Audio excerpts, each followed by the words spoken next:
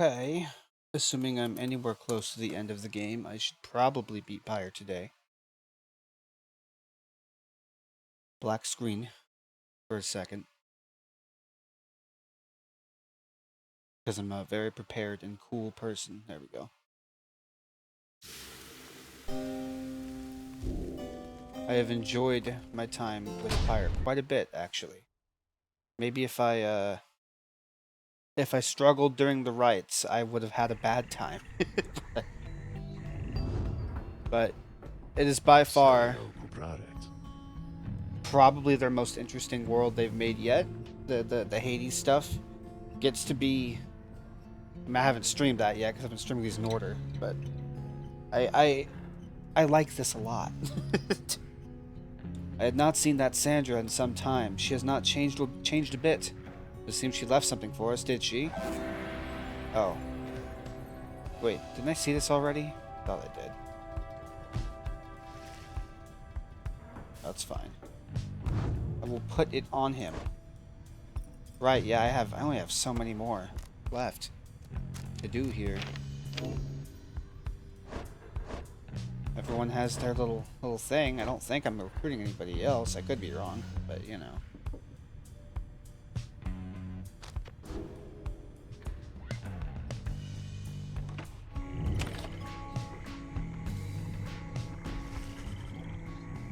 As you walk through a dark corner of Fallow Field, you sense a presence of some sort, which reaches out to you. It presents to you a vision of the adversary you expect to face in the coming rite. The apparition is aware of your next adversary in the rite, Sir Deluge. It offers to sway the coming rite against him in your favor. Except your adversary shall suffer a misfortune and inhibits his performance. Nothing permanent, it claims. Decline the apparition shall extend its offer to Deluge instead.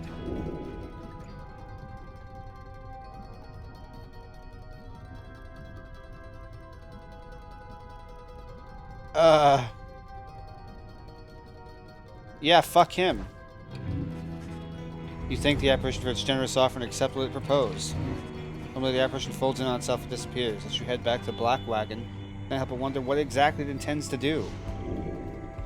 Sir Deluge shall suffer a -2 presence in the next rite. Oh, okay. Victory at any cost. Interesting. Okay, I was worried that was like some permanent fucking stain upon my person, and I'm like, fuck it. But no, it's just me choosing whether or not I get a buff or I get a Bane, a debuff amount. Whether he gets a debuff or I get a debuff. Better him than me.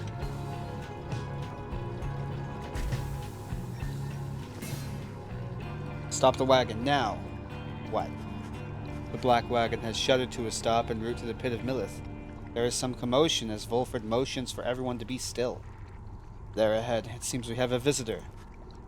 He pointed to the distance. However, when you scan the horizon, everything is still. Still, you see no sign of whomever Volfred referred to. Still, he indicates caution. I am certain I saw someone directly in the road. Tense moment passes, then another. Then Volfred tenses up. There he is. Look there. You look toward where he signals, and then, at last, you see the cause of his concern. There is no mistaking who it is. Orlek stands there near motionless atop some forgotten rock jutting from the soiled grounds, a fair distance away. He stands directly on the path of your Black Wagon, yet he shows no sign of acknowledging the wagon's presence. He appears only to be waiting for something, likely for you all.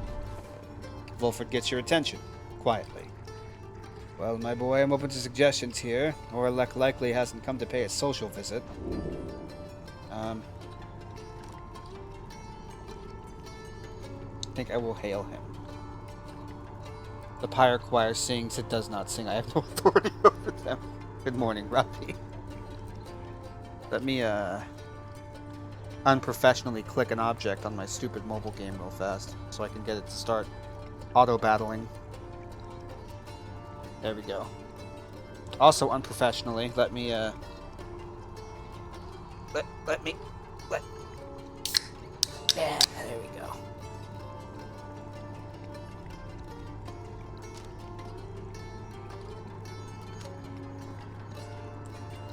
I'll hail him. There has to be a way to reason with Orlek, and the bridge differences between him and his former triumvirate. Perhaps he has come to negotiate. I am uncertain Orlek is willing to be reasonable at this point, after everything he has been through. Though I am hopeful you are right. Give the signal for the drive imps to start the wagon and head toward him. Good morning, I'm sitting on a rock. Is it a nice, soft rock? But just as you reach the point where Orlek once stood, he has vanished. Surveying our strength, perhaps. His motives are plain, but his intentions unclear. Instead, Orlek is nowhere to be found now. And every encounter causes everyone to fall silent for the remainder of the trip. Oh, okay. My ass gives it a 9 out of 10. That's pretty good for a rock. Your wagon finally arrives at the Pit of Millith, where there is still no sign of Orlek or your next adversaries, for that matter. Your companions organize a quick search about the premises, leaving you to watch the wagon until the rite's commencement.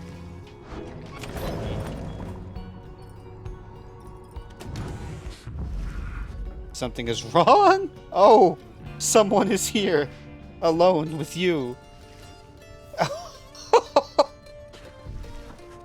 Orlek seems to be examining various objects in the wagon. Whether he has noticed you, you cannot tell.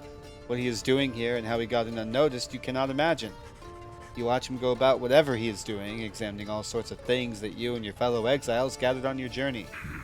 He shakes his head. All of these trinkets. This wagon, it is most different now. Welcoming, and yet I am unwelcome here, it seems. In my own wagon. He directs his gaze at you, acknowledging your presence for the first time. You, a mere shadow. Tell me something. Who are you to them?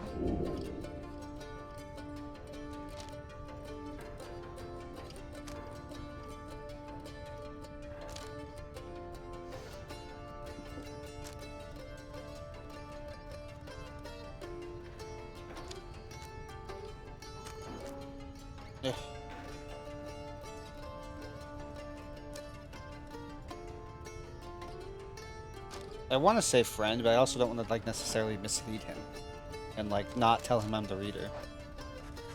You tell him that you're among the Nightwings is as their reader. You have traveled alongside them for some time and bear the book together with the others.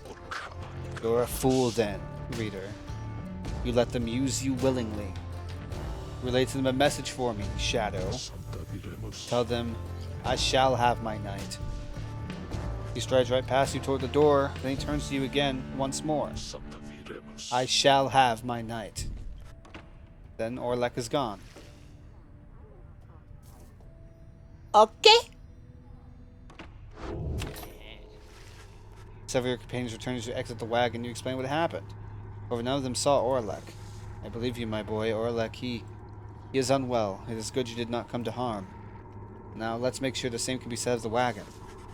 You can conduct an exhaustive search in and around the black wagon for any signs of objects missing or tampered with, as well as signs of damage or foul play. The search yields nothing. No one finds any sign that anything was moved or tampered with. Even the drive imps seem calm. The instant leaves you questioning your own recollection of what happened. You try to clear your mind, for the rite is soon now to commence. Hey guys, say, whatever happened to that Ray that you brought in here sometimes, you know? The loopy one, Frizzy here, always handling all the merchandise. I liked her. Puffy said it's time to get rid of her, so.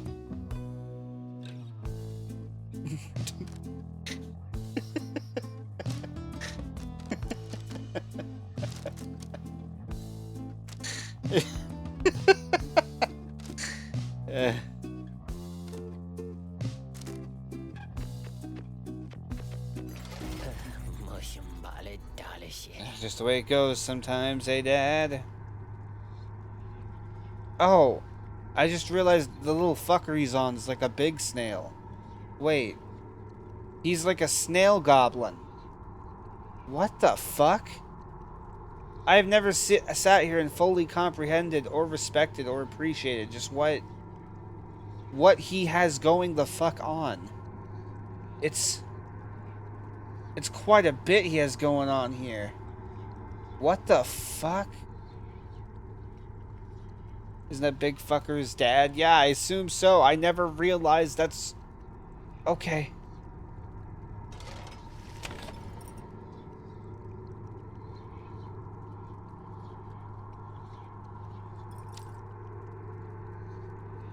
Girl has a whole dog out. The night grows dark over the pit of Melith, whatever. And you and your companions stand prepared at the appointed place at the appointed time. Volfred and your fellow exiles exchange expectant looks, some with each other, some with you. Though everyone is rather quiet, now, in one another's company. Since a vague concern, Sir Gilman, perhaps at having to confront the Pyre Hearts once again. As for Tizo, he seems very much at peace, waiting for the stars to signal the commencement of the rite. He doesn't have to wait for very long. Instinctively, you clutch the Book of Rites as the stars above take a hold of everyone's attention.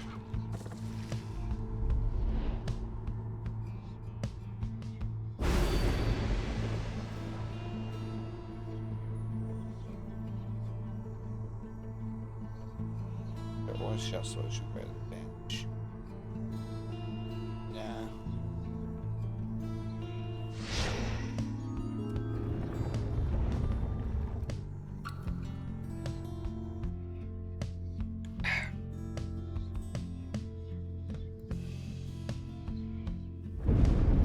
The infamous Raider returns. That's me. Along with his remaining retinue of miscreants. That's true. You managed recently to rid yourself of yet another one. Yes. Your adversaries, the Pyre Hearts. As with you, they must be very desperate for their freedom. Very, very desperate. They shall not make it any easier from here.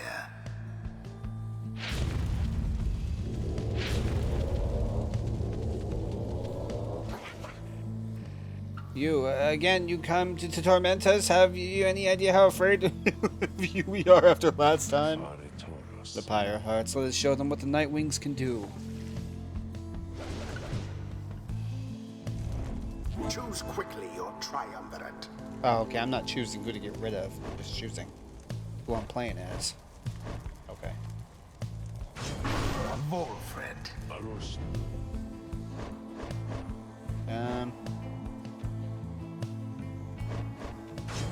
Sir Gilman.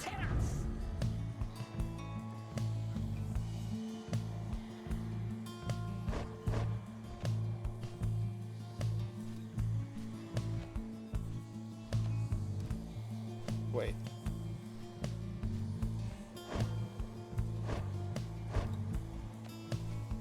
Well, it's too late now, I guess. Damn, it's fine. Kanatha. It is done. We are not afraid of you, especially not this night. Worm Knights, attack! Stupid. Commence.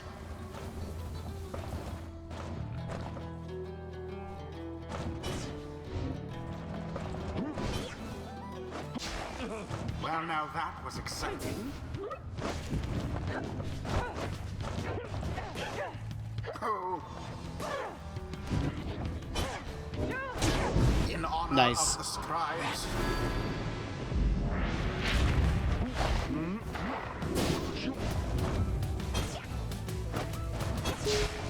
The orb has left your clutches.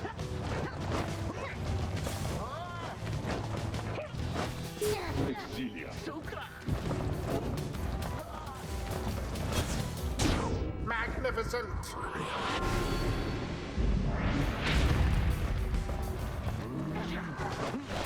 It was dangerously close.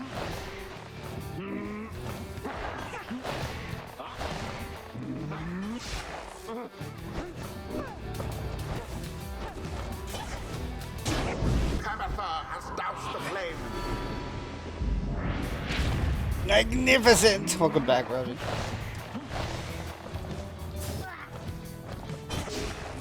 Damn. Such chaos. Sir Deluge has plunged into his adversary's pyre. Sir Deluge has plunged! Damn. The orb. A second wind.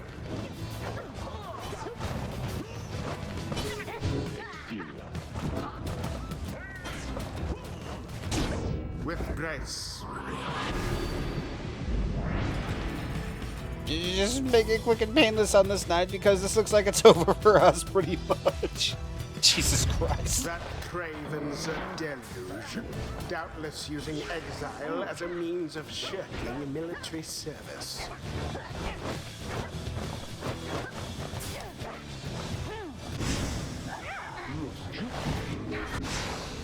Quite foul for the Night Winds.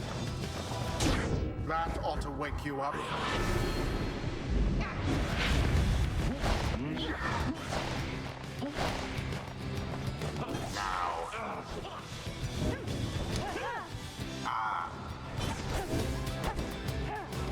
Yeah, get fucked. It is done. Blaze The Night viewers. Winds managed Thanks, to Robbie. prevail. Their adversaries must be crying tears of shame. Same. The rite is ended. This night, he knew he had no chance for shame.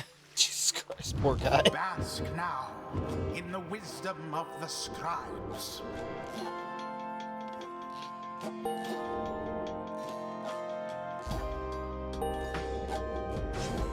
I knew someday that even Wolfred there would see the light. Long did I bide my time in anticipation that one day the Nightwings would reform under a common cause. To be a part of it myself, it nourishes the spirit.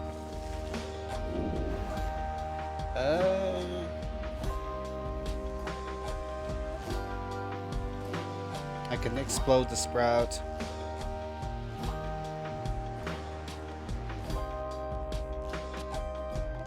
Oh, that permanent hope boost would have been helpful, but perhaps I'll make it so I can explode the sprout.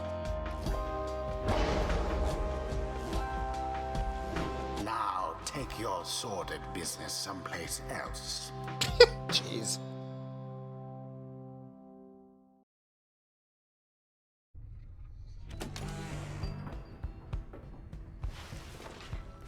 Back at the Black Wagon, you find the lone minstrel, examining your fellow exiles after they defeated the Pyre Hearts with great prowess. It is plain to you that none of them look well. The lone minstrel notices you there and turns to you. Reader, the fast returning of the cycle of the rites has put a strain on everyone. We have multiple cases of banishment sickness this time. It is fortunate that your other companions are available to conduct the coming rite, because I fear that this group here requires rest. You bid Wolfred a swift recovery, and he nods weakly in response. You exchange a look with Pamitha, who seems exhausted after the last rite.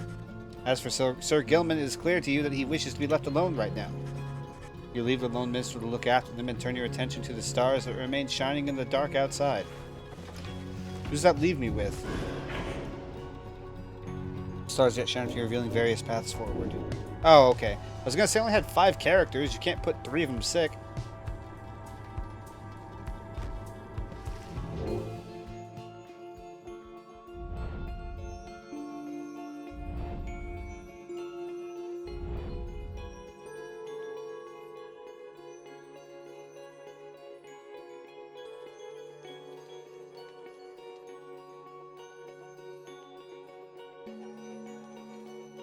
Just her.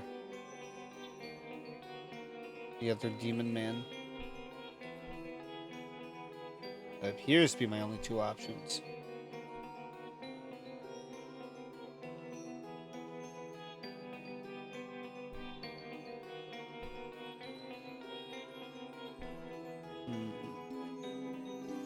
Oh.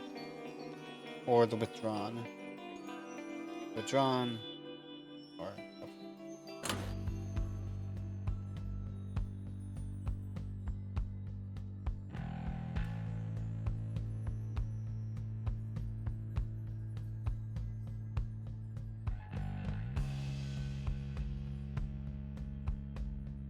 Prideful having prevailed more than all the triumvirates combined.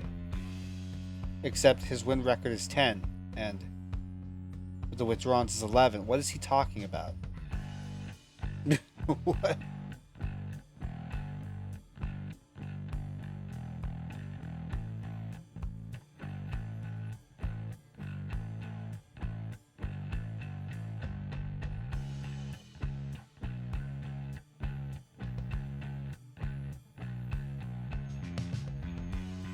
Should I fight the withdrawn again, maybe? Yeah. Just keep bullying them forever.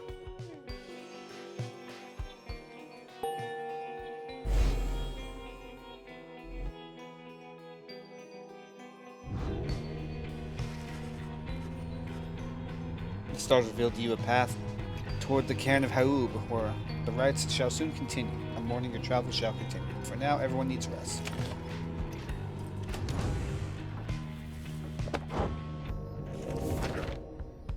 Oh, wrong thing.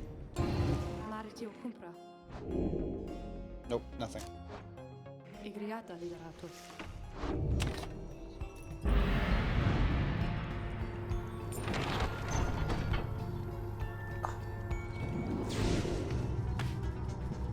Bottom right.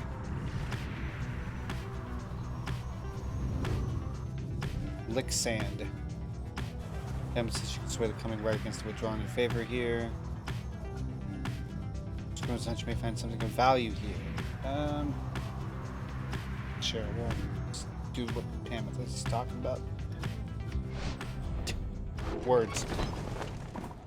Instill fear in the withdrawn. Do your best to keep up with Pamitha as she delves into the dry flats of Lixand. She indicates that some of her winged sisters may be nearby to lend their aid. This is as far as you can follow, reader darling. Please excuse me for a little while. She swoops off, leaving you on your own. Some time passes, during which you can almost feel the downside encroaching all around you. And then... Oh, that was certainly interesting. I suggest we get out of here. If we get withdrawn, soon we'll have a little accident that should dampen their spirits. I'm sure the withdrawn shall suffer -3 hope for the next ride. Good.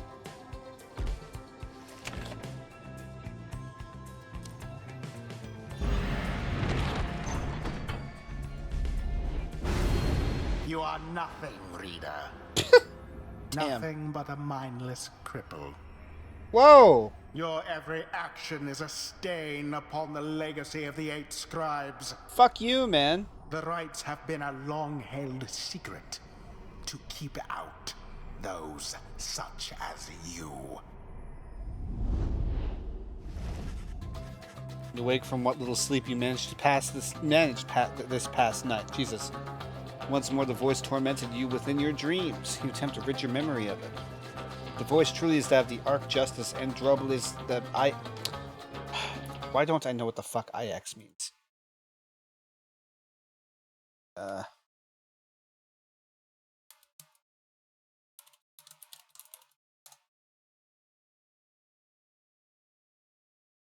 IX is 9? What's wrong with me? Why did I forget that? What? Okay, he's the 9th. Jesus. As Volford indicated, that none of you are likely to receive too warm a welcome should you regain your freedom. Well, we don't need to get ableist. Yeah, no, we know we not at all. What a dick.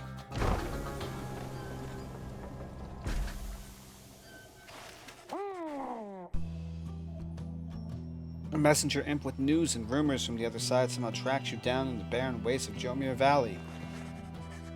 The imp's message pertains to Ray, who you liberated at the fall of Solium, whose past transgressions have all been forgiven since her return to the Commonwealth. Then she was taken by a well-to-do foster family was to be given private schooling of the highest order in the astralistic tradition, which is a theocratic sect believing divine authority rests with the stars. They alone dictate the future. They promised her that in time she might one day have the honor of teaching the children of the Commonwealth herself. However, she soon went her own way, insisting that the 8 scribes themselves were calling her. She started wandering again all on her own. But until she located Volfred's agents, thus her wandering ceased, and the ranks of the revolution grow stronger. Ray also left a simple message: believe in the scribes. You thank the messenger imp from the report as your companions gather to discuss. For you, Lisa misses having Ray around, though is pleased to hear that she is well. She has the manner of a saint, that one. She knows in her heart that the traditions of the scribes. Perhaps those scribes of hers yet live, for hers is a charmed life. She better be more careful, else they'll throw her right back in here with the rest of us. Small in stature was the goodly Ray, yet great indeed in spirit. Even now this knight remains in awe of her. News of Ray's liberation fills you and your fellow exiles with newfound resolve. +1 hope. That's good.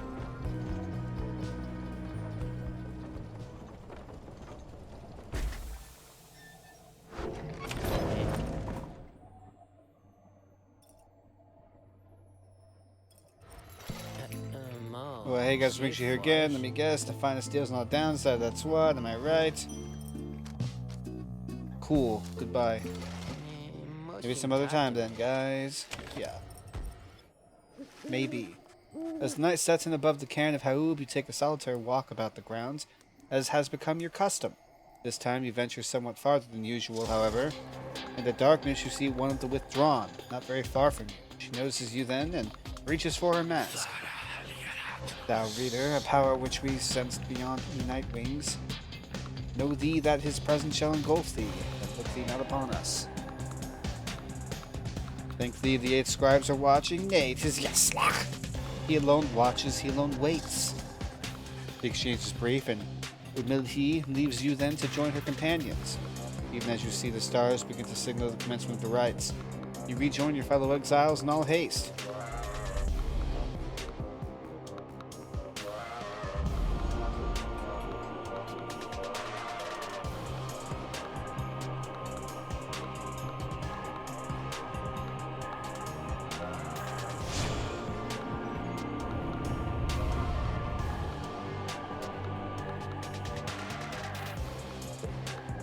Nay, it is guttural upheaval noise. Watch it, yeah. Rita, I am still very cross with you, you know. I didn't even do I anything! think I saw in you a worthy heir. Not just to the legacy of the Nightwings, but to the future of the Commonwealth. That traitor Wolfred. Only a fool would be seduced by his audacious promises. So, like, and it's... his dangerous ideas. That, dear reader, would make you a fool. I have no choice but to explain it thus, so even you could understand. Now for this blasted rite. Some of us still have our duties to uphold. What's fucking insane, my man, is I'm not doing anything different.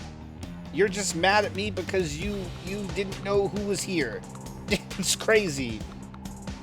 You denied our return unto the lands where ye slack shall reign. 'Tis no concern. We shall live to see the day as yet, and ye shall not. Ye slack, ye slack, ye slack. Show them now thy infinite power through us. Okay. Who shall it be this time? Music was going kind of hard. Or farther and faster than usual, plus 60%. That's right. Okay. He told your new companions he's a purist.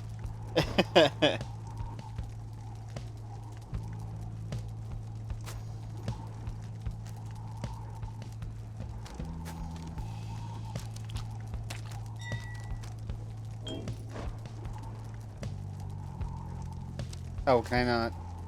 Oh. Well, that's unfortunate. Oh, well, yeah, I can. Yeah, I can.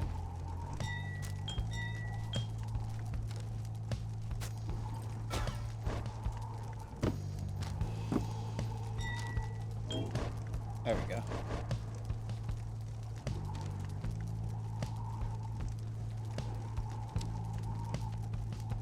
He's got the reader's stupid friends mentality.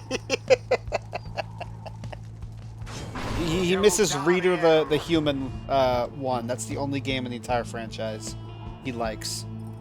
Because it's the only one that doesn't have any of the other characters at all in them. Tizo. Sir Gip. It is done.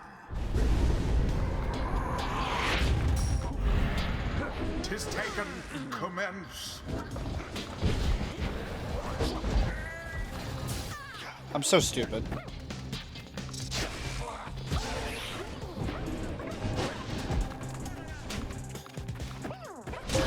The flame is stricken. Still got it. Oh.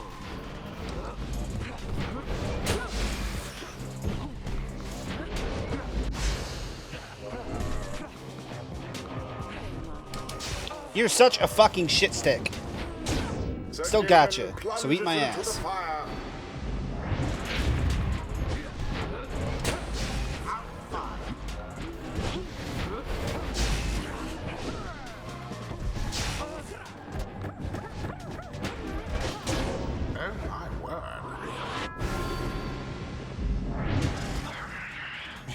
wretched ones. Slack, art thou even listening to us? Dost thou yet live? We believe in thee. Thou must be out there, lest our purpose for existence be for naught. Such pain we shall inflict upon ye for this insolence. The scribes cannot protect you, and their ancient tests shall all be for naught.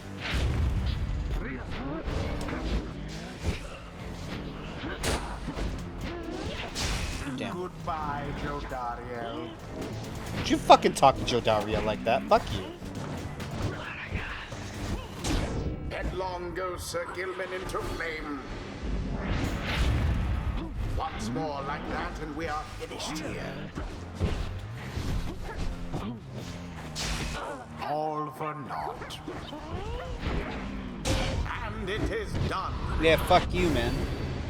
The blasted Nightwings prevailed somehow. The blasted Nightwings. God, I fucking hate them. God fucking damn it. Fuck. The right is done. Ignorant ones, all ye have wrought is part of ye Slack's grand design. Yes, so ye shall see. Okay. There is much to learn from this experience. Jody's the only character I've maxed out. That's crazy. The rites would have me think that I have nothing left to learn, whether that be a falsehood or a contradiction. I am yet uncertain.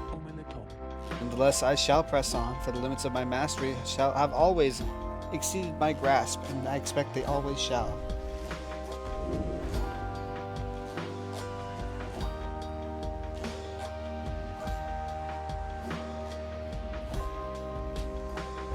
Praise be to Solium. Fucking Nightwing fans and inflation fetishes and their cringe OCs. Now go and wallow in the downside for a while.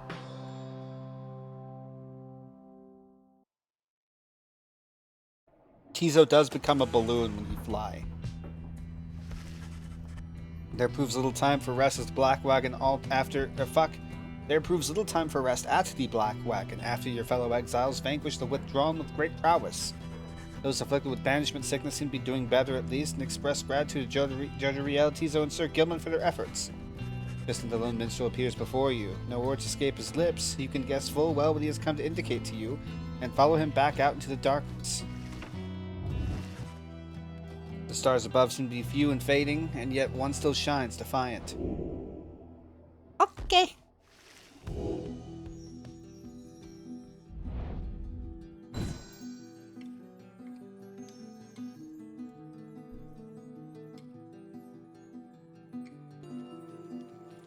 Barker again. I might actually get to fight the Fate again sometime soon. Good for them. They keep oh man. No. They have the worst record. No. No. I love them though. No. They're even worse than the fucking Pyre Hearts. Come on. How does the Withdrawn have so many victories when I fucking trounce them so often? I think I might have fought them more than anybody else.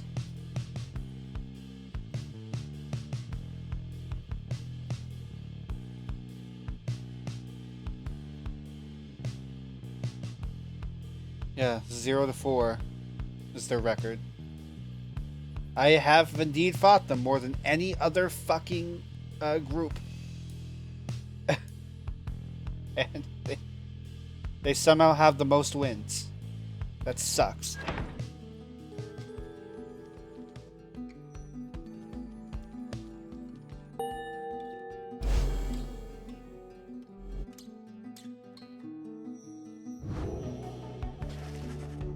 Notice that the lone minstrel is standing there with you, regarding the night sky. The Gate Guardian and I, we have paid witness to the liberation rites upon the fall of Solium for a long time. We have seen so much. And so, I am a bit taken aback, is all, to see something which I have never seen. Look upon the stars together for a while, then. I wish for you good fortune, and the wisdom of the scribes on your ascent. Lone Minstrel leaves you there alone under the night. It has grown very late, and you need rest. Black Wagon shall have to take flight again come morning.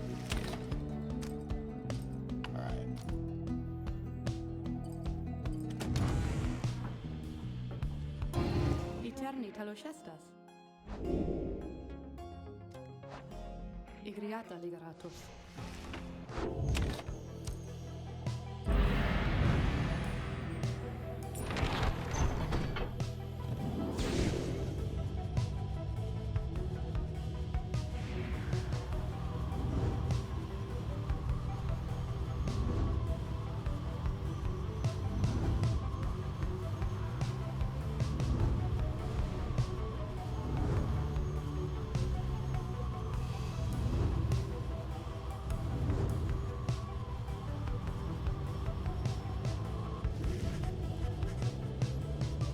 Something appears different now about the sacred mountain west of here.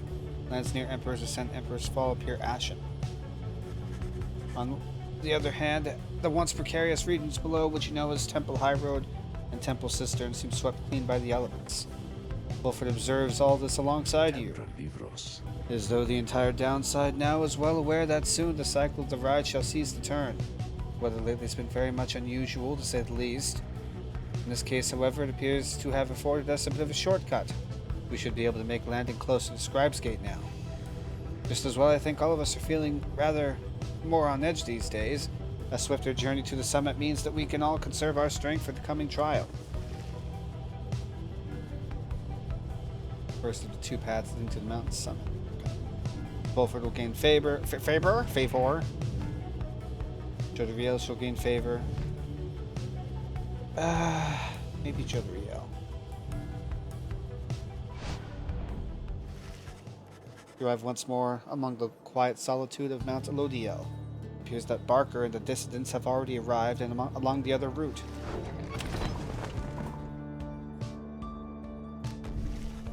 With some time to spare after having landed, you join Jodariel on a brief expedition to the monument of Molten Millith. Sometimes can't shake the feeling I am cursed, these horns of mine, for instance. I have used scribes to thank for them. If I have brought you some amusement, then I ask you that you should be favorable to my companions. They grow anxious at their few remaining chances to return. You return to the wagon once she has finished paying her respects. You have occasion once more to pursue your vocations. +3 glory, which means she deals even more damage. Okay.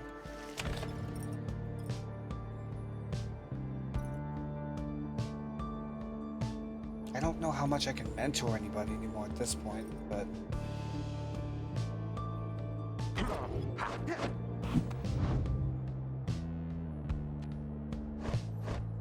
Who has the highest EXP? Gilman? Yes. Or no? Yeah, okay. I can see. I could try to... This knight shall be your eager protege. Wickerman gains a somewhat stronger grasp of how to better pass that celestial orb through strength of will and trust in one's triumvirate than through dexterity alone. He nods in understanding. Okay, good for him. When this knight grasps the orb, his instincts then take hold, spurring him to greater feats of glory. Okay.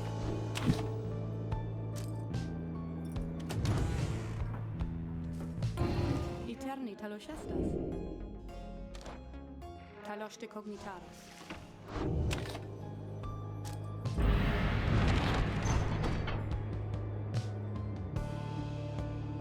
Scribblegate.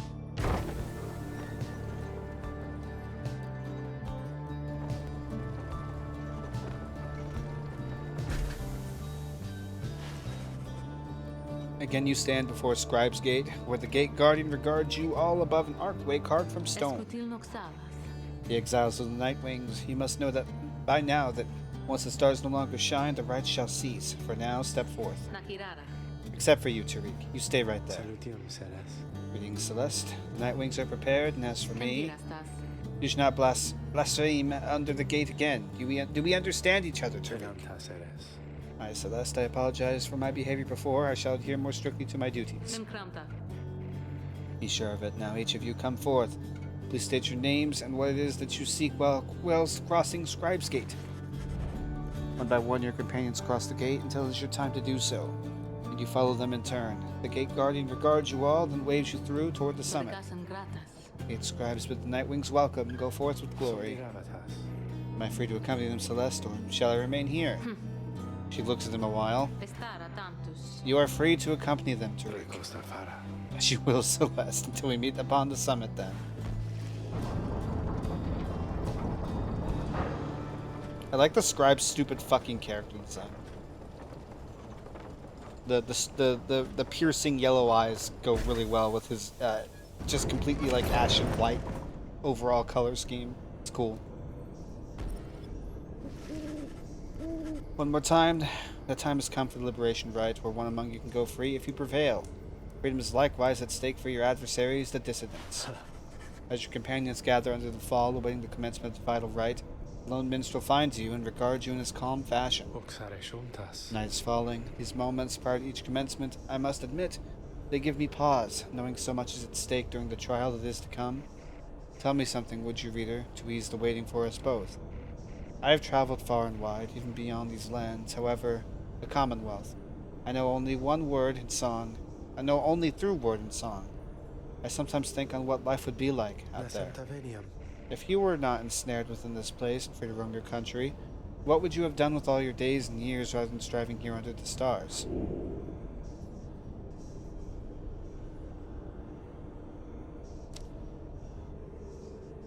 Maybe I would have fought for freedom. Perhaps it was inevitable that you would be cast into exile. You cannot abide the state of things within the Commonwealth. There is so much need to be changed there. It seems, then, that you would face a greater challenge there than even here. Your Commonwealth sounds to be a country rather set upon its ways. Of course, that is the nature of the ambition of the plan of which you are a part. Your actions here help bring about the future you desired on the other side. 67% chance of success thus far. Just then Lone Minstrel looks forth, and you see that it is time. The stars above, though faint, begin to burn.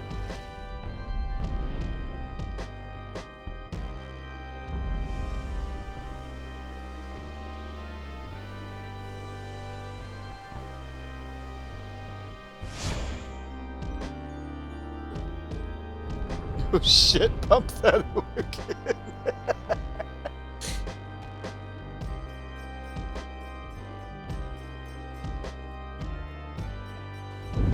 The stars that yet remain aflame align once more over the sacred fall of Solium.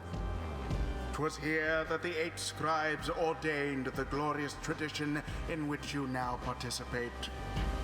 The glorious tradition which you and that instigator Wolfred seek to undermine.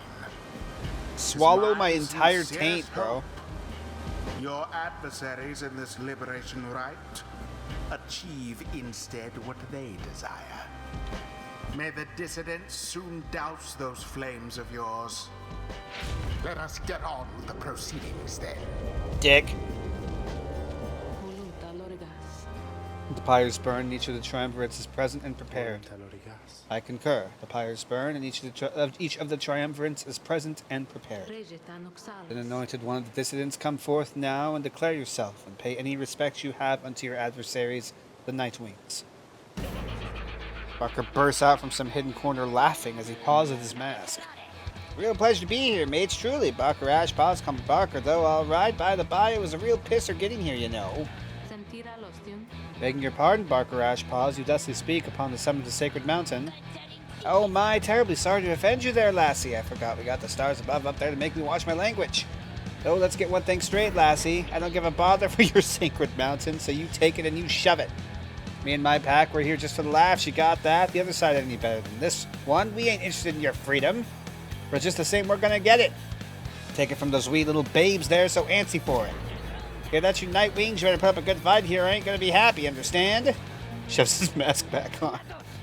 Right, come on then. Let's hurry up and get this damn thing started. Good. They're so dumb. I love them. Nightwings, on whose behalf shall you conduct this liberation rite? Choose quickly. May you heed your heart in making your choice, reader. Best you're prepared to play the hymns with me to read. Always, Celeste. Whom do you endeavor to return? Damn. Still can't pick Tizo. That's interesting. Oh, hey. Brando Bomb 2 is a good name. Yeah, no, this game's fantastic. I somehow have been doing well in the game despite not being good at it. I like it a lot. I think it's very cool. Joe Dariel. I've played most of Hades off stream, but I've been streaming all of the Supergiant games from Bastion to Transistor and now this. And they're all very interesting games. Pyre is probably my favorite one out of all of them so far. But it's very close because Hades is super fantastic. Who shall stand with her?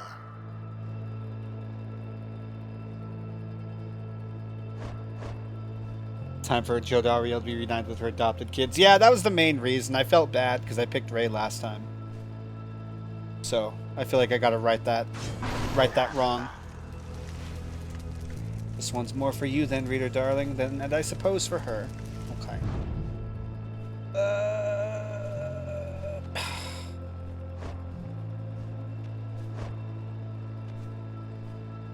Oh, right, but... Oh, I can't. Yeah, okay.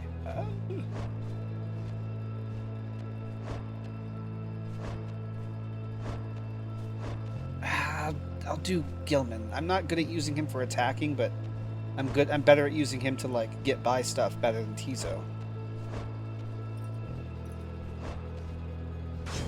Sir Gilman. By this knight's honor, he shall fight with all his might. It's such an interesting dichotomy because you want your characters to be free, but you also don't want to see no more of them anymore. I think it's really cool how they do this. Because narratively, you know, being free is good, but also narratively, if they're not here, you don't see the character anymore. Alright then, mates, no more waiting, no more holding back, and let's rip him to shreds. Let's go, let's go, let's go! So it's just not as simple in terms of, like, for you, the person playing the video game, what better to do with the characters you like.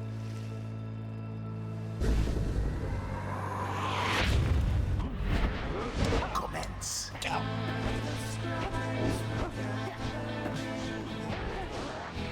Nah.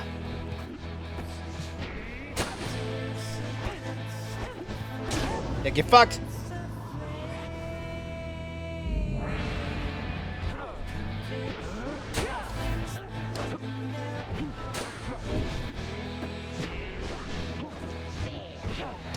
Damn it.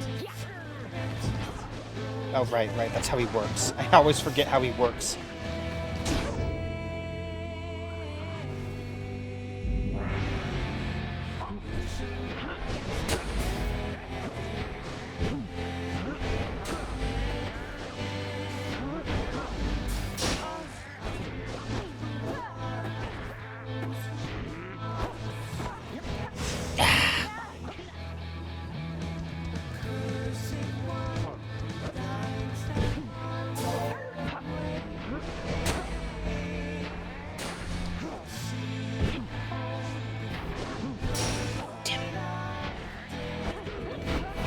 Yeah!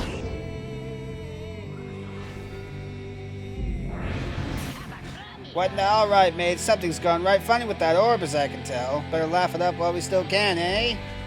Indeed, something strange seems to have happened to the celestial orb. It shudders now as though possessed of the same chaotic power as your adversaries. What? Why?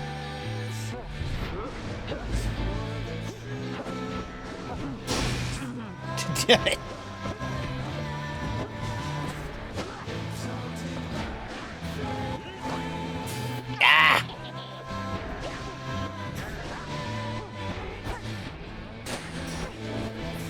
Okay.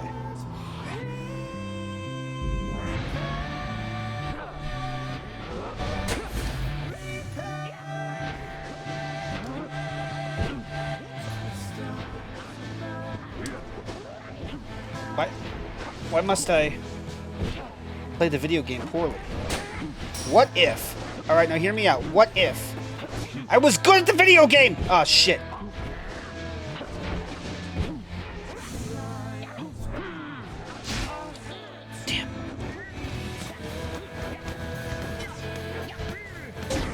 Dang!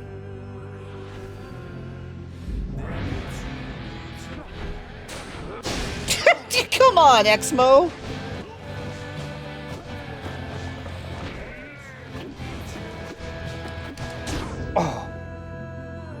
I like slipped past the goal.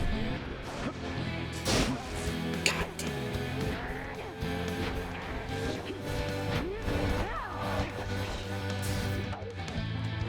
My. Your flames grow. Ow, I'm gonna lose it.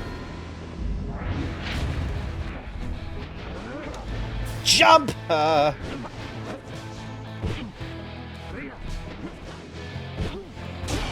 there it is, at last. The Night Wings proved their worth. Rather convincingly, I must admit. Thus ends the liberation rite. Oh yeah, yeah. I read and I just forgot, and I will continue to forget because I'm dumb.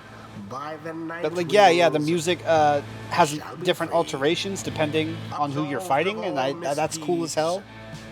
Return to glory in the Commonwealth. Her adversary and all others shall remain to carry out their rightful sentences.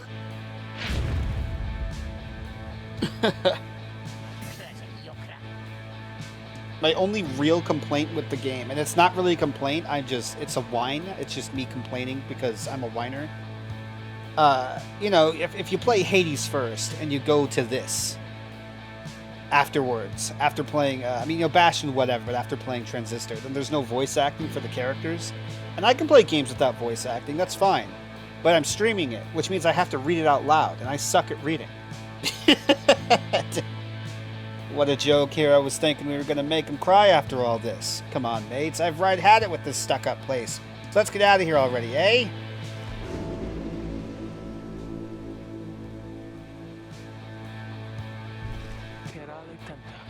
After all this time, she turns her gaze toward the rest of you. I never thought this day would come. I have all of you to thank for this, for doing this for me. The life that I recall back in the Commonwealth was at times difficult, and I am much older now. I know not what I shall find on my return. However, I know this, if that place still is like the Commonwealth I left so long ago, then I shall strive to make it better, for as long as I retain my strength and breath. Tears smile faintly as she disappears into the shimmer pool, though you can still hear her voice, though faintly now. Farewell then, reader, all of you, for now. May she return in glory. Godspeed, Captain Jodariel. Oh yeah, you can really see how much the Hades, much of Hades came from the lessons learned from Pyre. Yeah. Glorious tradition draws to a close. I've heard Hades described as a video game that's standing on like the shoulders of Pyre and Transistor especially. It's a pretty apt description, I think. This knight is the epitome of indomitable spirit. He has achieved the culmination of his training. A wonderful feeling having nothing left to learn, Master Reader. Nothing whatsoever. This knight highly recommends it.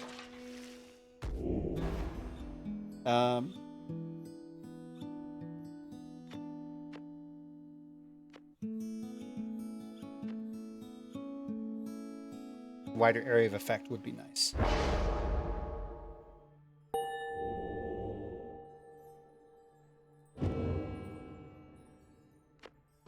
Now take your execrable companions someplace else. Execrable.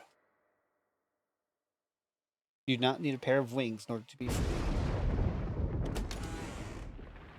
So says the quote.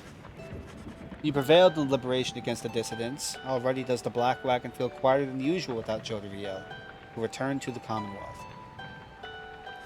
You overhear some of your companions reflecting on this.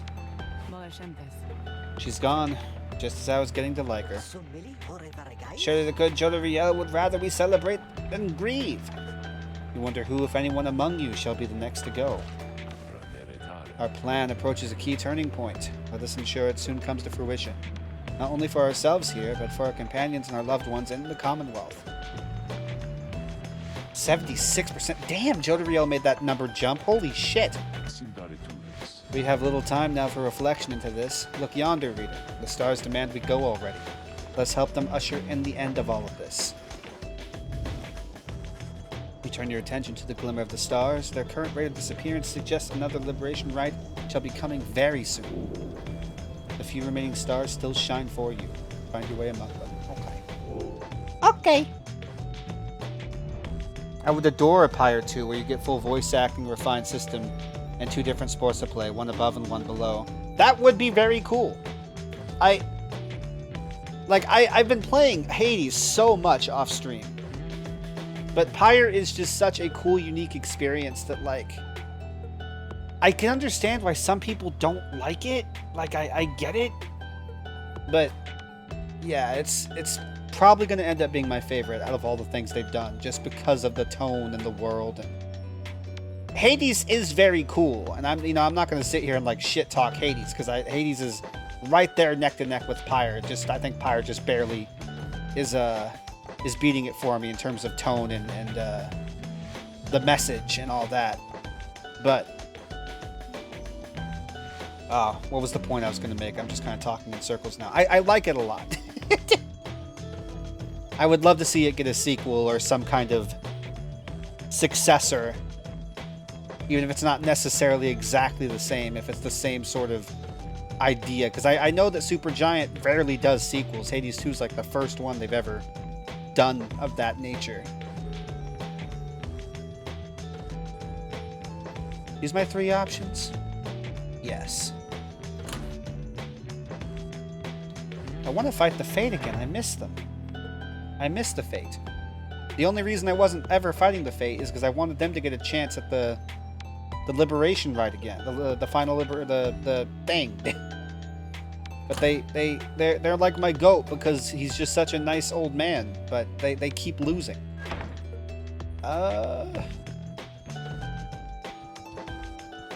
Should I fight Tamitha again? I haven't fought this guy in 5 million years. Maybe him? Yeah, maybe him.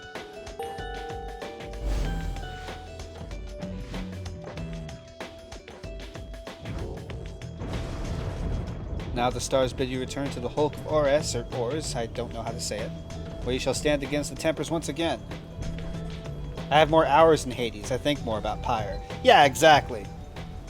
And I don't know how many like other playthroughs I'll do of Pyre off stream, but Hades definitely the gameplay loop lends itself to being, you know, a much longer, much more gamey video game than something like Pyre, where the intent seems to be more about the ideas you get from playing it and less having endless amounts of replay value. There's definitely replay value here, but the entire point of Hades is just endless amounts of replay value. In a good way. Again, I don't want to shit on Hades or anything, because I fucking love Hades. Your adversary, Ignarius, likely knows the cycle of the rites is drawing to a close. His last remaining chance to earn the favor of the scribes and regain his freedom likely hinges on the outcome of this next rite. The cycle of the rites is soon to end, the exiles of the downside striving to be free. Your adversaries, your companions, even you yourself are running out of time. Okay. Playing Pyre against friends is actually an awesome experience. I really should try that out after I'm done playing the game here. Maybe I'll force Puffy Cat, wherever she is in chat, to do her own stream of this game so she can get used to it and have her own experience with it, and then make her play it with me. Lamau. New book. On History, in the words of Triesta Tithys the Blessed Born.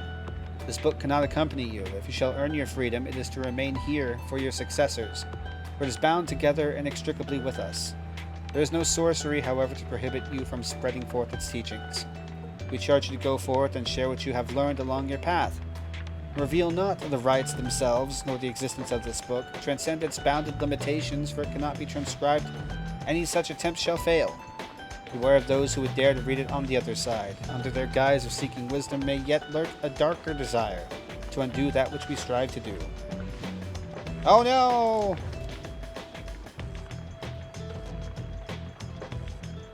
Oh, okay. I guess there's not anything new with the book yet, aside from that page. After the liberation of Jodariel, you find the lone minstrel back in the wagon, looking as though no such thing had just occurred this night. You think you see him tilt his head as you approach. Some words of congratulations are in order for this evening, I should think, reader. And so, congratulations on prevailing in the liberation right. Surely Jodariel shall be most grateful, and their safe return unto your commonwealth ought to benefit the plan in which you all now play a part. As for your adversaries of the dissidents, this must have been a bitter loss for them, and Barker. Although they must have known their chance was far from certain. I don't think they really gave a shit, my man. Thus shall we await the next return to the cycle of the rites. Celeste and I are to return to our respective duties for the time, as now Scribe's Gate is sealed. I await when next we shall all meet. We all shall meet. Reading. But next you may yet live up to the glory of the night wings in the eyes of the 8 scribes which yet shine down for us. Goes off and nods to you in his cordial manner, and bids you a good rest of the evening. Before I do the continue of the journey, I should be responsible and run the ad before it just starts running without my clicking. I'll be right back. Okay, I'm back.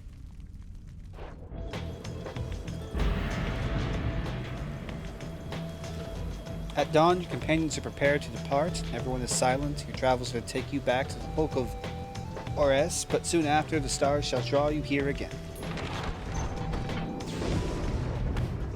King has returned. It is I, a king. Yep, it's true. And lo. Now, I feel like if my title was ever, like, king of anything, I'd want to die. This world's had enough kings and queens. The Hulk of Ores has drifted here upon the sea for longer than one might expect. Perhaps you have already read of the doomed ship's demise in the embrace of unfathomed plurns, yep. Some say it was the sea itself which preserves the ship's remains, hidden properties within the water, sea creatures binding together ruined planks of wood. Those such as yourselves and the Tempers know another truth, I gather. The stars would not align with the wreckage if it did not have greater significance than first appears. May you have good fortune there during the coming rite. I see the game expected me to get rid of sandalwood.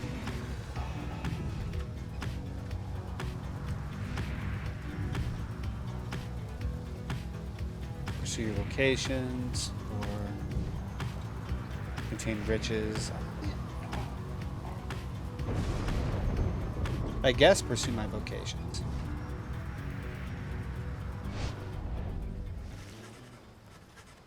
You touched down at the Sea of Solace, where you first encountered Sir Gilman and the Pyre Hearts.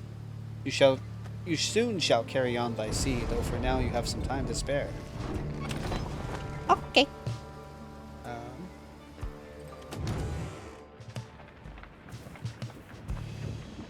The voice is very displeased that you did not get rid of Sandalwood. I don't think the voice wants Sandalwood to be up there, where he is. Sea of Solace, in the words of Molten Millith, the Wild Witch. Beyond the shallow, sickly gulf, our voyage grew increasingly forbidding, and much harder to explain. How could a sea exist here at the bottom of the world? We could not deduce whence sprang the carcasses of ancient sailing ships we found throughout the Sea of Solace, though the warnings that they signified were duly noted. It was here we first met Ores, called the Under King, who brazenly assaulted our small skiff. We had trespassed in his waters. But then the Under King relented, for he witnessed Solium Mur and all his doom and glory. Soon he would side with us. Then with the Under King we sailed forth into a tempest beyond reasoning or measure.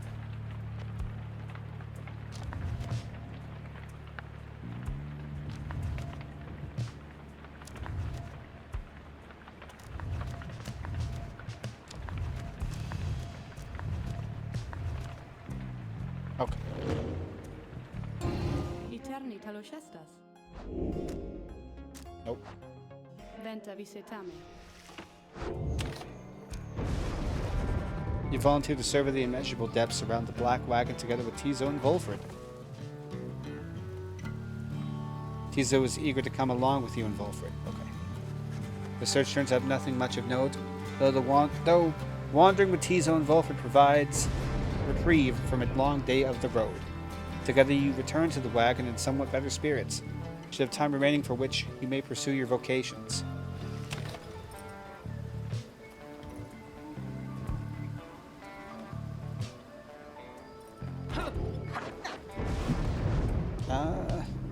Yep, only 3 I have left.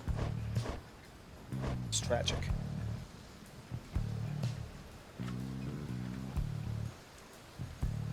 Okay.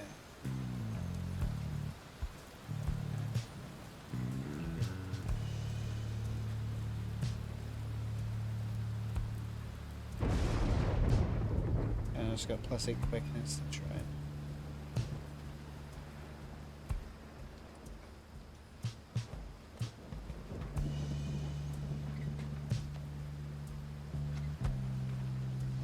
Oh, wait, no, yeah, I have, my silly ass, Gilman, he's just not here because he's maxed out, that's all. I certainly read her, darling, how good of you to ask. I'm comfortable with her understanding of her aura and its connection to her presence, both physical and spiritual. The discussion proves informative.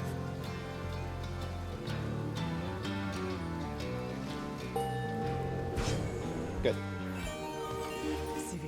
We used to soar above the mountains with the high-wing remnants, and we would see the Commonwealth shining down on the horizon. It enraged us, the mere sight of it. I can fly free no longer, yet that anger, I don't feel it anymore. Well, that's good. Maybe. We all have auras. We all have auras all the time, I think. We just can't always see them.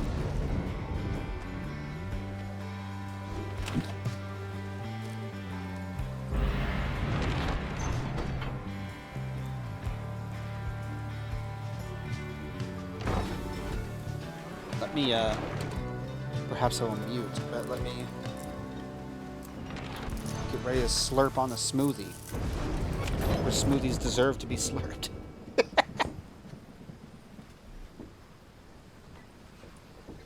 Okay.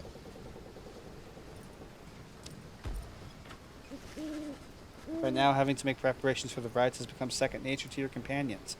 They go about the process efficiently, and this time in almost total silence. You cannot shake the sense that the routine shall not go on much longer. Kizo approaches and confirms that the Nightwing sigil is set. Everyone has their books and raiments, and the grounds are ready. Everything should be in order. Kizo enjoys having these chances to watch the stars with you and the others. Tizo wishes you know that he values your friendship, whatever happens in the days to come. Tizo stand together in silence for a time, looking for the stars above to show some indication that the ride is to commence. It is taking too long. Concern begins to well up in you, but then...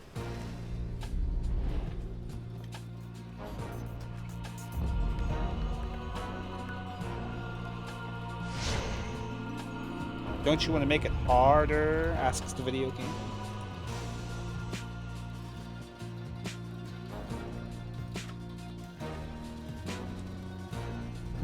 Reader, it seems the stars once more have mustered wherewithal to usher in the rites. The lights. The sky grows dimmer by the day. An age is ending. Surely you must know by now that you shall never all be free. What if you did it right, but you need to get all the silver Still you coins? struggle to And fulfill Nightbot some senseless correctly plan. goes, huh? But I digress, of course. Some of us still honor the tradition. Some of us hold dear the teachings of the scribes. The pyres on each side are burning bright. From across the field, you observe the leader of the Tempers approach and remove his mask. There they are, huh? Come to show us up for one last time, I guess. Used to be we could take these Nightwings any old night, but now it ain't so simple anymore. We got this one last shot against these guys. Might as well give it all we've got, yeah? Let's make them cry.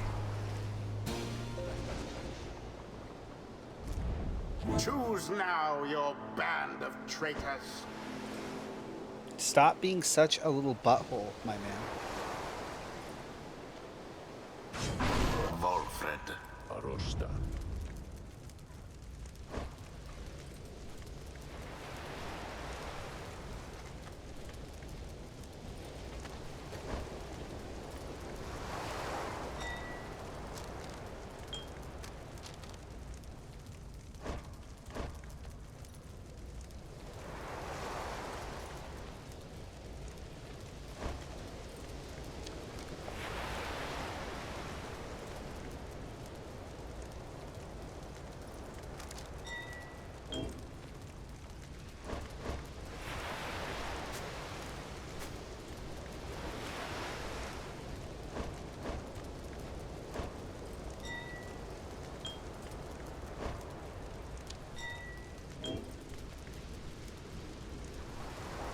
Oh, wait. Right.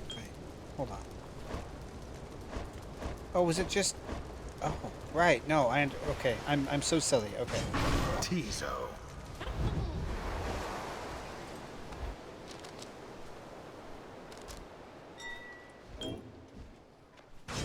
Tamatha. Shira. Ow. This will be the last time we run to the Tempers. We'll just have to give them something to remember us by. Nightwings, I thought I'd mention. After this right's over, I'm calling it quits, so... Do old Iggy a solid and make me work for this one like I used to. Okay. Now begin. The orb, take it.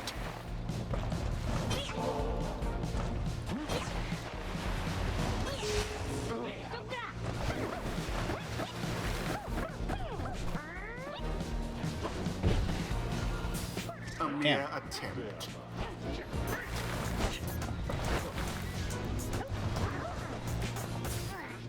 Done. A favorable start. I agree, that start was favorable. It was favored. It was a favored start.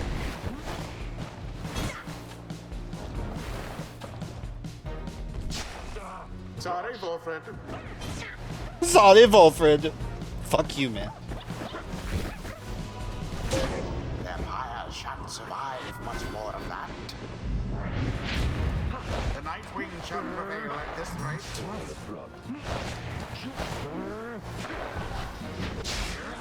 Positively brutish.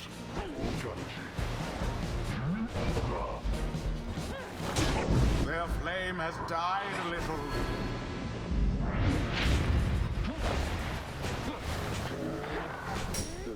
All banished. Spectacularly done. That was pretty good.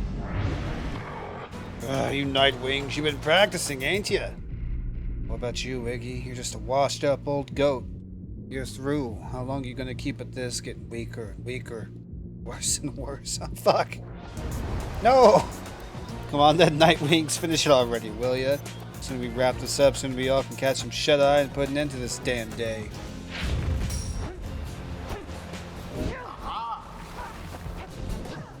Ouch.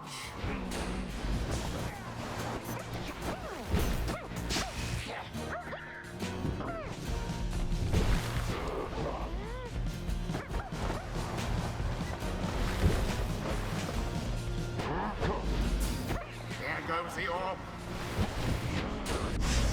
Damn! Flailing shan't do anything, reader. 'Tis what the scribes ordain. The scribes can ordain this. Can I?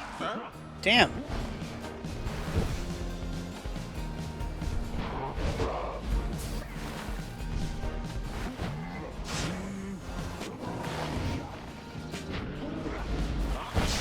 Careless.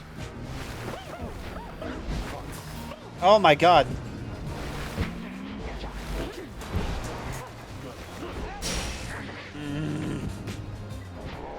Oh, it's fine. I'm not dead.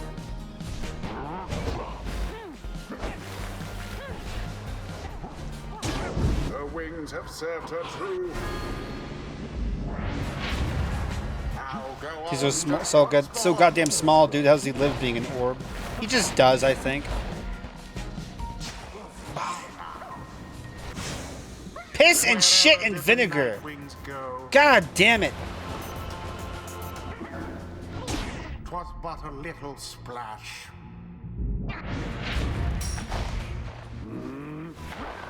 There. Why are you guys so dumb? For the time.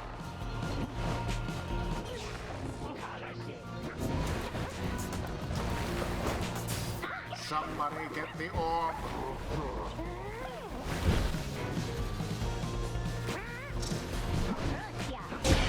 And There we it go. is done. Fine, yes, you prevailed again.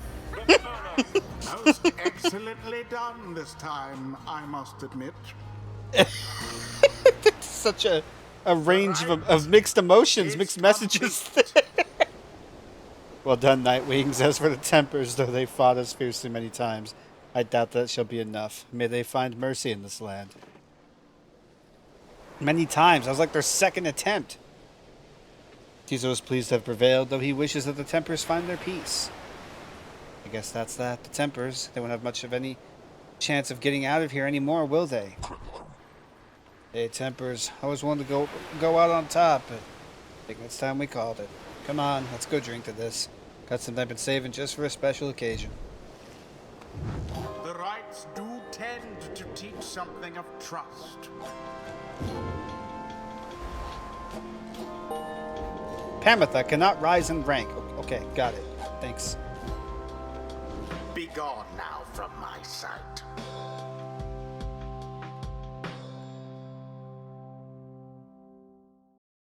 Okay, fine, you were kind of correct. I'm not unfair in my judgments, but you still suck. Inside the wagon, after thwarting the Tempers, Tizo is discussing aspects of the outcome with the others when the lone minstrel seeks you out. Pardon the interruption, reader, though I need to ask a moment of your time. While the night is clear enough for you to see, please come have a look outside. Perhaps the news of your next destination may further stir the hearts of your companions. Among what stars yet remain shining in the night, one of them now burns as bright as you ever have seen. The path of freedom calls to you again. Damn, already. Okay.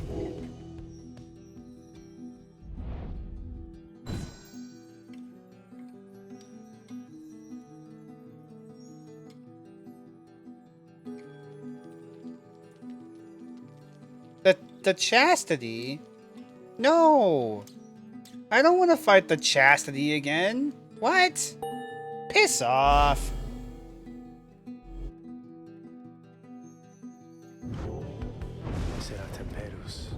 The cycle turns even more quickly now, until such a time as it shall shudder to a halt. Reading. He makes a sound then, almost like a laugh. I forget myself, reader. I should not say such things. The scribes, they would say that one ought to focus on the path in front of him. When we set forth to walk a long and labored path, it can be all too much. If we stand back and look upon it as a whole, we may well decide to turn around.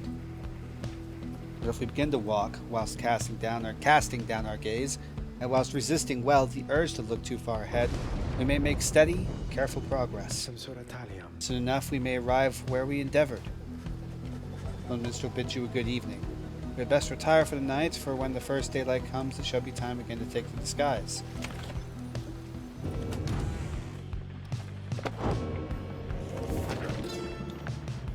The Hulk of Ores, in the words of Luce Glory in 100 Minds the Scholar.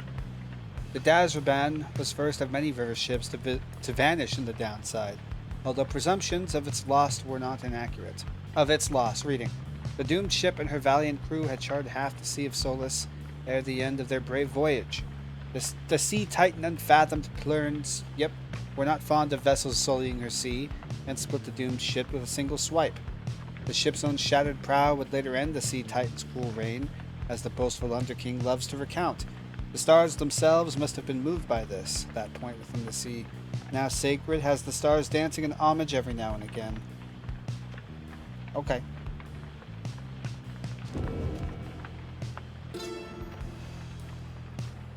The Tempers, in the words of Haub the Swallow the Accursed.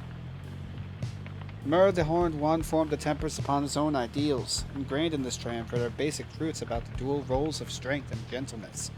The Horned One, he has a dualistic nature for as long as he and I consider each a friend. The stories I am told about Mur's youth describe no one I know. All of us are capable of more. I was once an imp that could not write.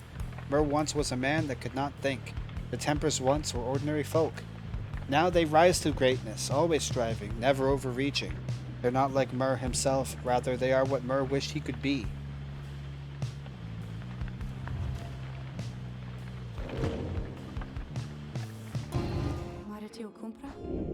Why won't you talk to me, Sandra? Lensio me prancis.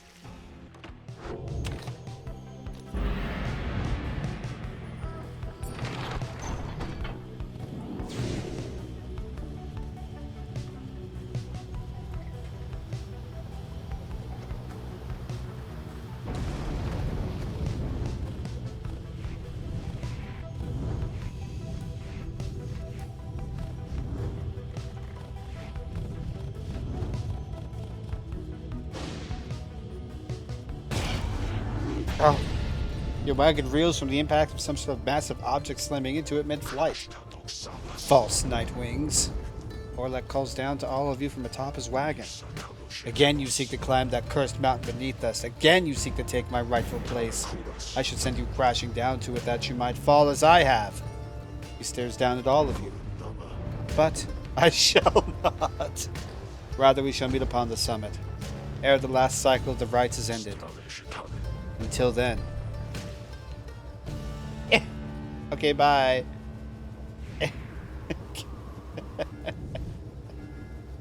Favor for Pamitha. Favor for Volfred. Sure. You make landing on the sacred Mount Lodiel after your encounter with Orlek. Orlek spoke the truth. He has a right to gain the summit. When the time comes, Celeste shall deem him worthy and shall let him pass. While he has transgressed against the rites, he has also already been anointed and prevailed. Nothing is written in the book on this, and liberty ought already be his. By the time it seems he has not yet traveled to the summit, perhaps he's still making preparations with his fellow exiles. When exactly Orlek intends to make good on his promise, he did not make clear. For now, you are to confront Manly and the chastity upon the summit. But first, you may prepare.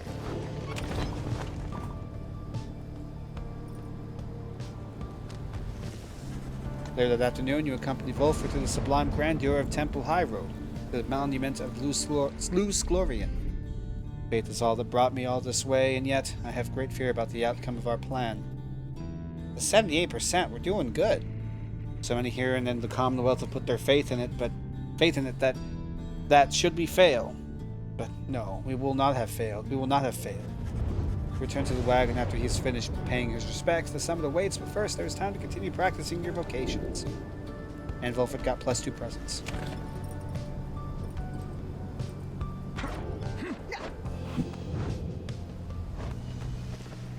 Should be interested to see which lessons you have taken from the book.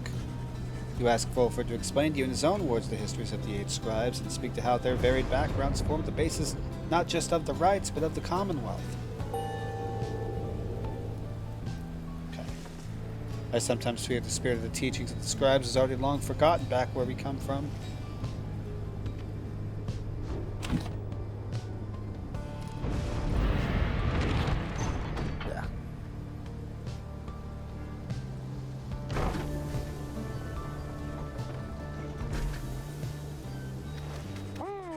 Here in the fading glory of Mount Lodiel, you encounter a messenger imp, come to deliver news and rumors from the other side. My cat is opening my blinds like an asshole. Ow, ow, ow, ow, that is my skin, that is my flesh. Ah, you little shit. No, you don't have to do what you're so dumb, no.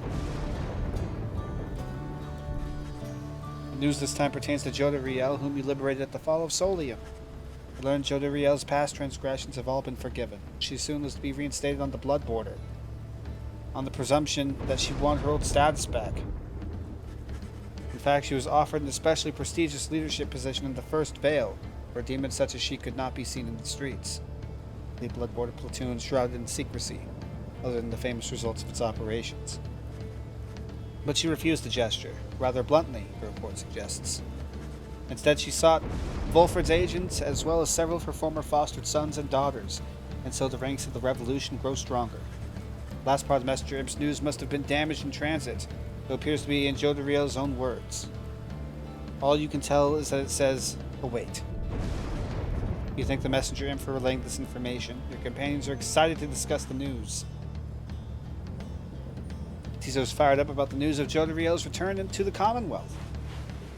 Wonder what the rest of her message said. She is an inspiration to us all, or to this night she is at least. Having someone of Joda Riel's will and stature with us on the other side shall pave the way toward a brighter future. News of Joda Riel's liberation fills you and your fellow exiles with newfound resolve. Alright.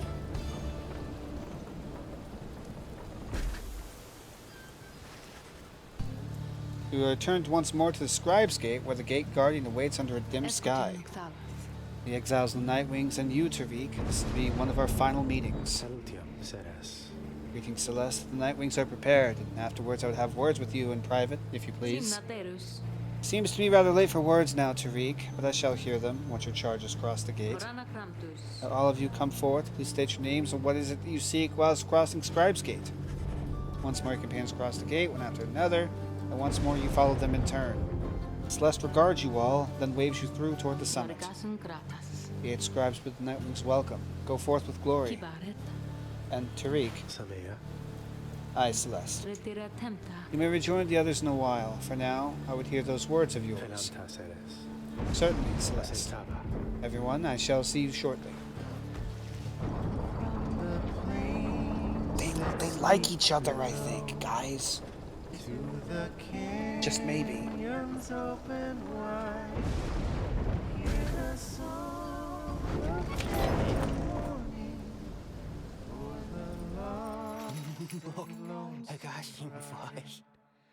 I don't know why I came in here. I don't think I'm gonna have anything to buy.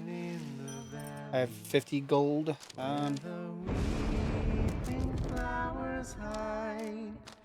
From the song of gentle morning for the lost and lonesome bride. Now he roams through hill and valley, and the canyons open wide, singing songs of gentle morning for his lost and lonesome bride, for his lost and lonesome bride.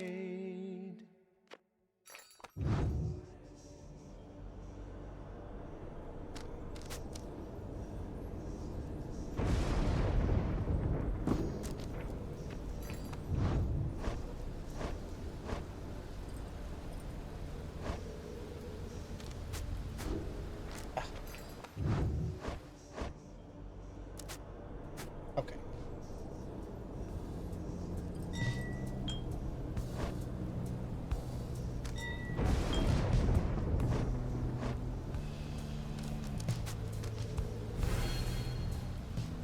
Plus 70% farther than usual. It's kind of crazy. Let me see if I should sell these. Like, do I keep them in a new game plus? Is that a reason to hold on? Pyre, should I sell unique trinkets? Morning gamer, good morning, Ad Sonic. I hope you had a good sleep.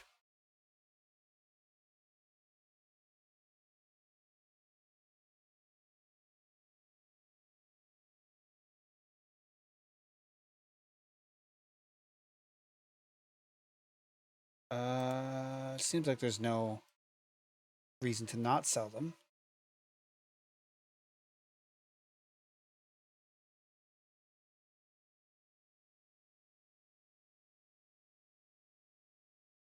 Okay. Okay. Actually, for once, that's fantastic. I woke up and felt like I was drunk again. And I feel like I need to reiterate once again that I have not been drinking. I don't think I've drank in like maybe a month at this point. I don't drink very frequently, but it feels like I was hungover. Ah!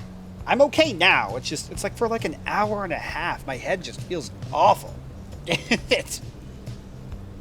Cat, can you not fuck up my blinds? Not my blinds, oh my god, you're ruining like actually everything. Ghost, you're so stupid. There we go.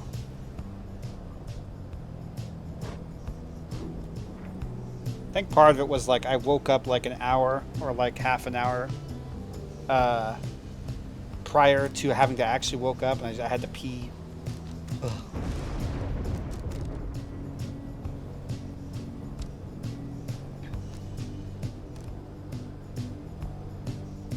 Yeah, I'm gonna sell your plume, Pam. With that, I think it might kind of suck actually.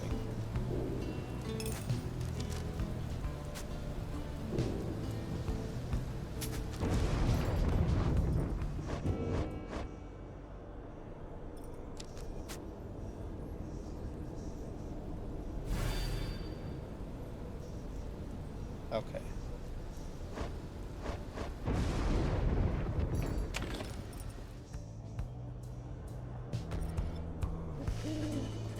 the time has come once again to deliver one of your fellow exiles to a homecoming in the Commonwealth, lest your adversaries, the Chastity, achieve the same instead. The lone minstrel has returned and approaches as you await the signal from the stars. There's something I wish to ask you, reader, something which ordinarily would not be my place to discuss in any detail. You have observed the stars. If you would not mind my asking you in such a direct manner, how many liberation rites you supposing yet remain?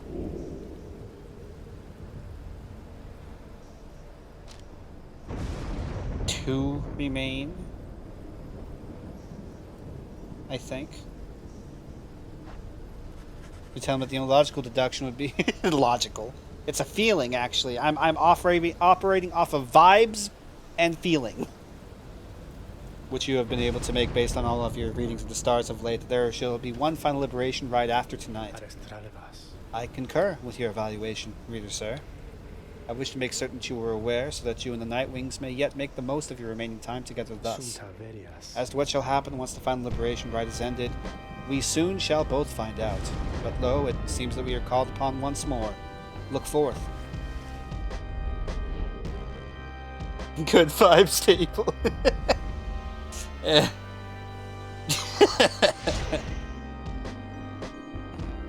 I felt like saying something very self-disparaging, but I held back.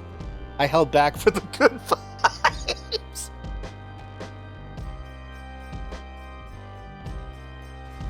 Reader, I would ask that you think back for just a moment, if you please. When you first looked upon the Book of Rites, think back upon the words that it revealed. Oblige the voice that tells you more. Oblige the voice that tells you more. Would that the scribes were here among us still. I would not sing your praises to them, rest assured. I trust that you shall savor this occasion. You shan't have to oblige me for much longer. The pyres burn, and each of the triumvirates is present and prepared.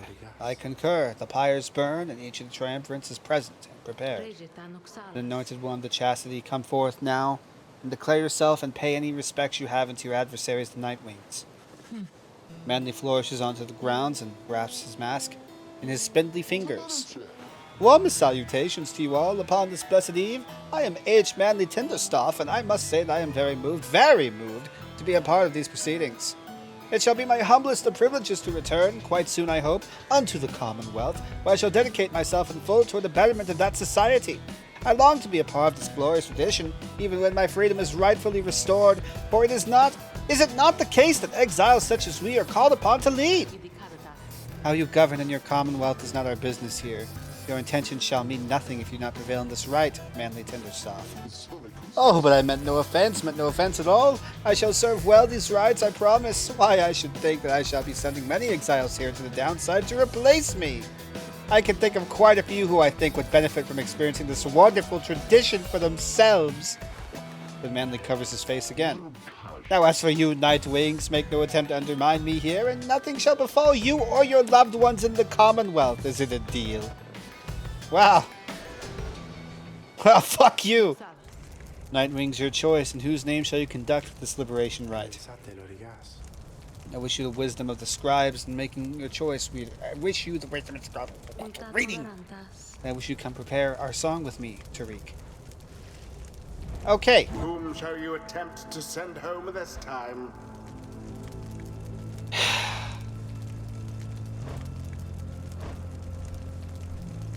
Man. It's so hard. I wish to be free of neither of them. But also I want them to be happy and free. Oh, no. I love them both so much. Oh, God.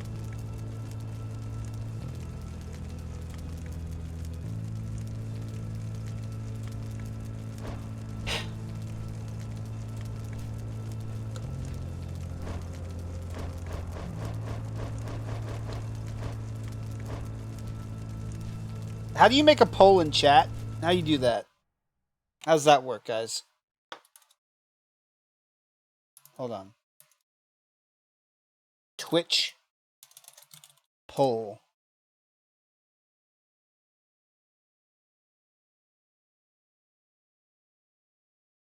Let me see.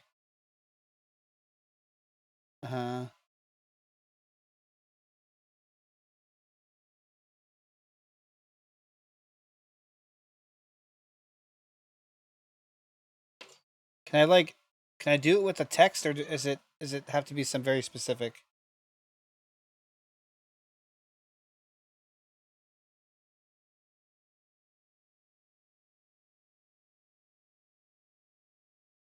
Oh, okay. Cool. Thanks, Buffy.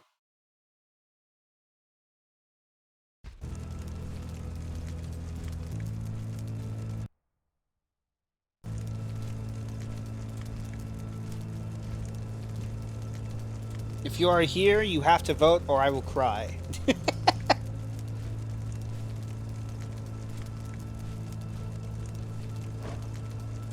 Also, it's Gilman, not Gilmin. Jeez, Buffy.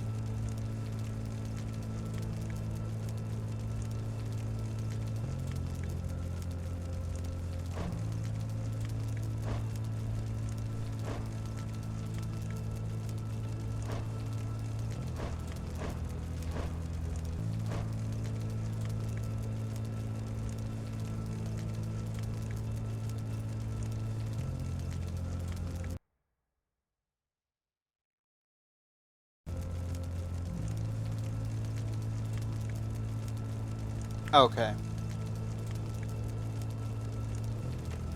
As far as I know, there's... Let me see. Yeah, okay. I got 3 people in chat right now, and 2 people have voted, so that'll be good enough.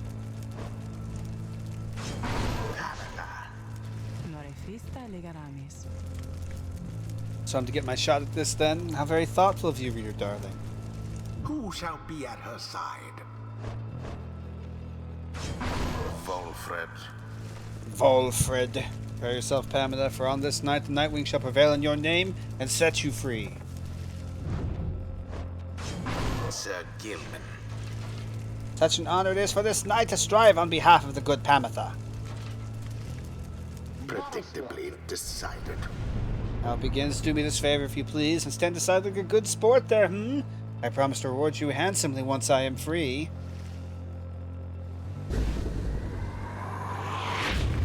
Thank you, chat. Appreciate it. Commence. Whoever didn't vote, how dare you? How dare you have anything else going on in your life? Who do you think you are?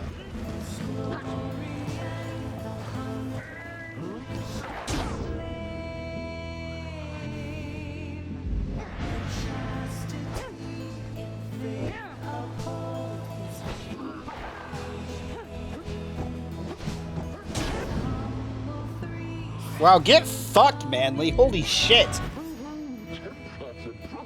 Oh ho, what's this now? It seems to me that the scribes so enjoy our company and the entertainment we provide that they have made to reignite our pyres. Observe!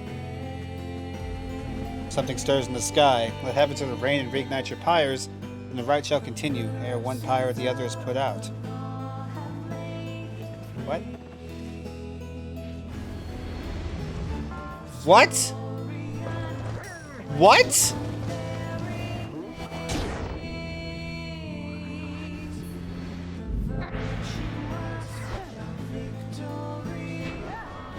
What do you mean he just gets to get a fucking health restore? That's some fucking horse shit. That's never happened before. What's that?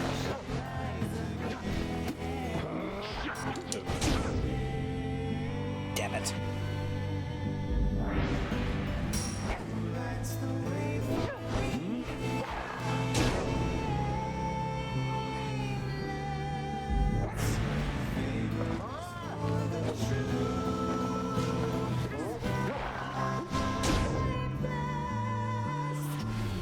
I don't know what I'm worried about. I'm still gonna win. I'm still a gamer, as it turns out.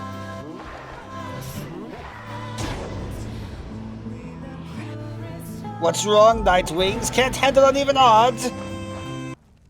I was gonna vote for the character everyone else voted for though because I'm by the unoriginal. No, yeah, it was. There was already two. Yeah, because there was already 2 votes for a character, and there's 3 people in chat. I was just being a dick. It doesn't. You're fine. How dare? How dare? Vote was decided at that point already. And there it is. Fuck! I don't want to lose Pamitha though. Crafted Nightwings proved their worth. As for their adversaries, they did not. Thus ends the liberation rite. And thus, the scribes have chosen the exile appointed by the Nightwings shall be free. Absolved of all misdeeds. He's so fucking petty about it. To glory in the Commonwealth. Her adversary and all others shall remain to carry out their rightful sentences. Why, this is another outrage. Have you any idea what you've done, you ingrates? Fuck you, man. I was really hoping there's some dialogue choice. I really want to just tell him, just straight up, that he will not succeed. I wanted to have that confidence, that amount of fuck you confidence to him. Ugh. So what am I, supposed to give a speech or something then? Reader darling, all of you, look, I have no idea still why you picked me. Well, I do have one, but I don't think it's right. If you'd wanted to get rid of me by now, you needn't have gone to such lengths, and so I'm left only to conclude that you did this for me. The years I spent down here, in one sense, they've all been such a waste, just utterly for nothing, spectacularly so. I thought that my relationship with Tamitha had nowhere left to go but up, but, well, not quite the case. But then I think on what would have become of me had I made no attempt to set things right. Had I not done everything I have, I could not have lived with that, I think.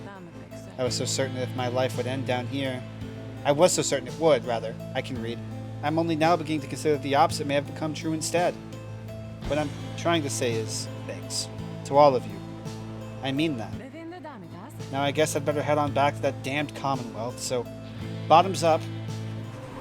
She plunges into the waters of the Shimmer Pool and disappears from view, though her voice still rings out. We'll have to see what we can do up there, provided that my sisters haven't had their way with it just yet. Anyway, let's find a way to keep in touch, but just in case, goodbye. May she return in glory. Godspeed, Pamitha Thane. The cycle of the rites is nearly at an end.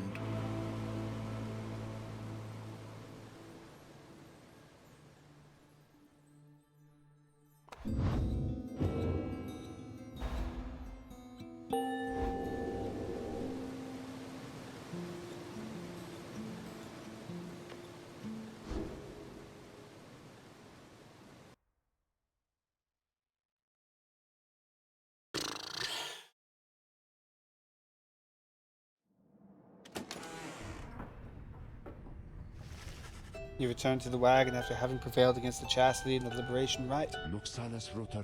Excellently done, Nightwings. Perhaps this knight may too regain his honor. You succeeded in liberating Pamitha, who returned to the Commonwealth in glory. The last light of the stars still shines for us above. At this point, what is to become of our plan needn't be the subject of our speculation. I trust that we'll learn the outcome soon enough. Fucking 84%. Our actions to this point shall pave the way, perhaps our faith as well, so let's for now focus on this. We stand upon the brink of the last turn of the cycle of the rites. Soon we'll have a final chance to let one of you get one of you home. Now, reader, up for a little stargazing. Let's see where in the downside we shall be returning for these final rites. Turn back toward the darkness to look upon the last few stars too stubborn to relinquish their light.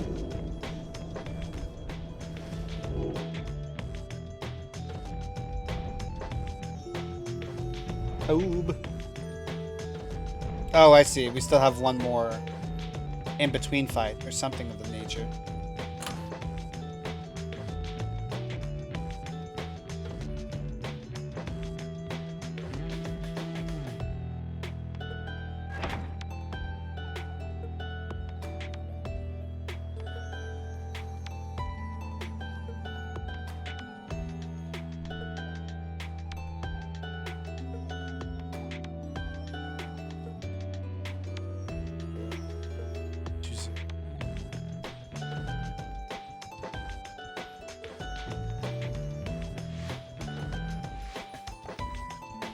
Doesn't really matter. I guess Tamitha.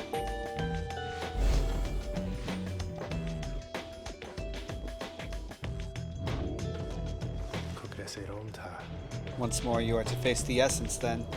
Although I wonder, he hesitates before saying anything further. You cannot sense his thoughts. I apologize. I was lost in thought there for a moment. Let's make way for the cairn of Haub, where everyone is feeling more refreshed as much as possible.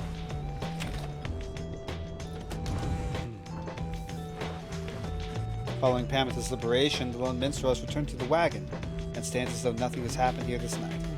He tilts his head a bit as you approach. Once more, the Nightwings have revealed in the liberation right under your mindfulness, reader. A commendable achievement. Surely Pamitha shall live out her days in gratitude to you and your companions. Perhaps she may now seek Ruki there in your commonwealth. I should think Ruki would have liked to witness what took place this night. Reading.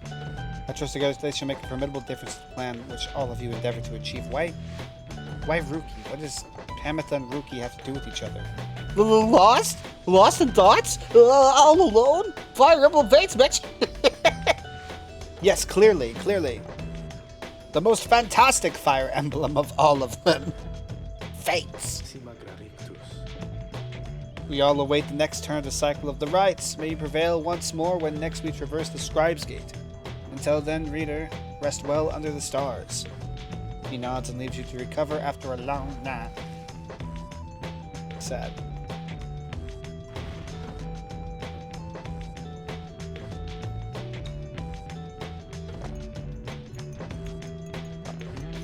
Pamitha's moonshine kept close to hand in the off chance of a good occasion. Pamitha wanted you to have it. Oh, I didn't realize Bertrude's deck's unusual etched cards depicting the Greater Titans. Bertrude left them in your keeping. I didn't realize that they had, like, new dialogue. Sir Kilman's status slithering in circles. Oh, okay.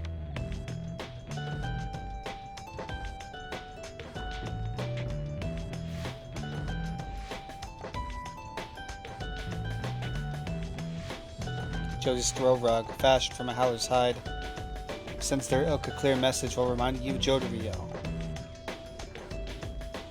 Edwin's cooking tins, what passes for cooking supplies here. Edwin used to do most of the cooking, but now...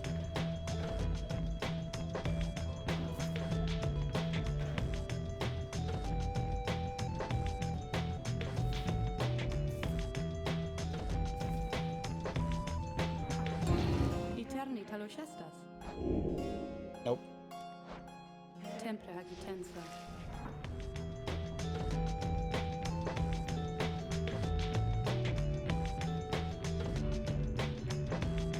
Greentail family portrait reveals the likeness of Ruki, his mother, and uncle. May they have reunited by now.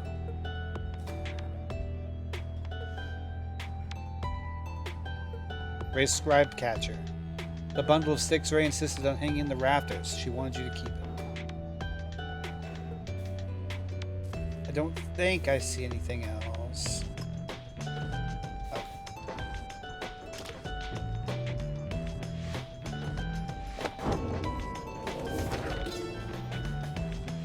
Downside dining, in the words of Jomer Many-Mane, the Alpha Chief. How to sustain oneself with food and drink in such a place as this. The less said of it, the better. Do not complain, observe, and above all, keep moving. Sources of sustenance avail themselves to those with keener sense. In warmer climates, search the ground at the break of day for subterraneans. Okay. In colder places, dig for them. Give them purpose. Drinking pools are rare, but moisture in abundance. Outside of the sand folds. What? Some is poisonous, take only what you need. The downside limits any opportunity for excess, but it provides enough amenities to meet the needs of life. One who withstands it cannot help but feel a sense of gratitude. Okay. On legacy, in the words of Trieste Tithys, the Blessed Born. Reader, though you shall always bear a burden, it is much lighter than the burden of a lonesome exile. Go forth and become free, then join with others such as you and lead with mercy, continuing to demonstrate your worth and knowing that the Empire's fall formed the foundation of our Commonwealth. You shall cease to be a reader and become a voice both to the free and to your successors here. We shall take up this book when you no longer need it. The Eye of the Rights shall see to it that you and others like you shall be liberated ere the coming of another age. May the stars shine ever brightly on us all.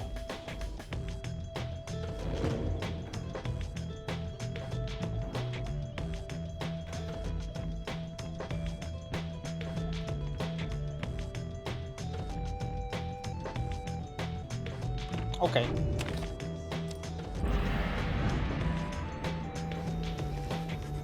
It is daybreak. You are to set forth now for the Cairn of Haub, for what appears to be the final time. Thereafter you shall return here, for one last exile's final chance at liberty. Like how one thing says I have 0 snoozes, but another one says I have 2 of 3. Very funny. Let me just go ahead and snooze the ads real fast. Okay.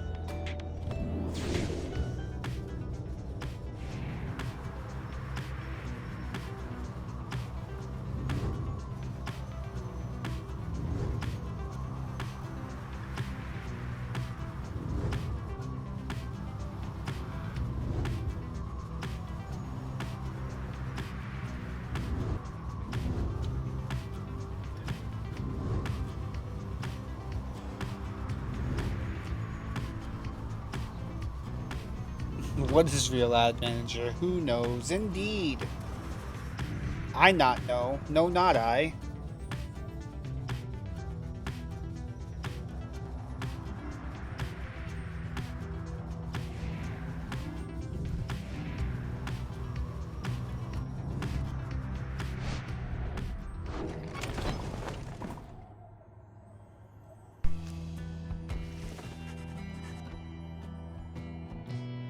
You and Volford spent much of the rest of the day searching through the rocky pathways of Lixand until at last you find something of value.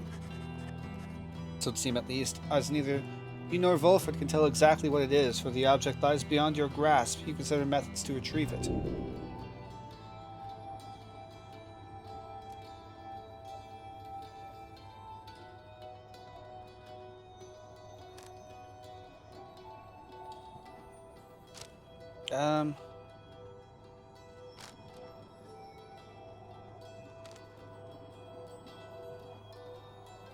No. Yes. I don't know. No. Attempting to get a hold of some random trigger seems not worthwhile, and Volford concurs. Internship to the Wagon Crew is uneventful. You find yourself a time to pursue your vocations. Okay.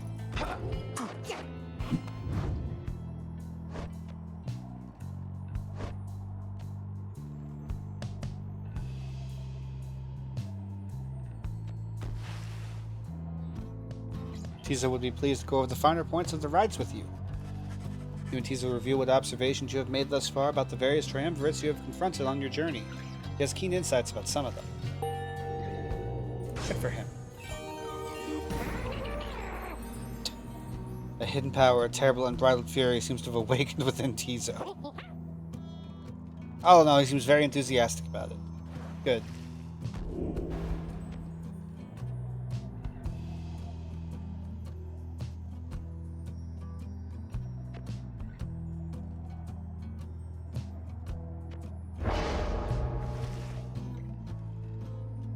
Tizo believes the Nightwings have no advantage on your adversaries, seeing as you have an imp among you.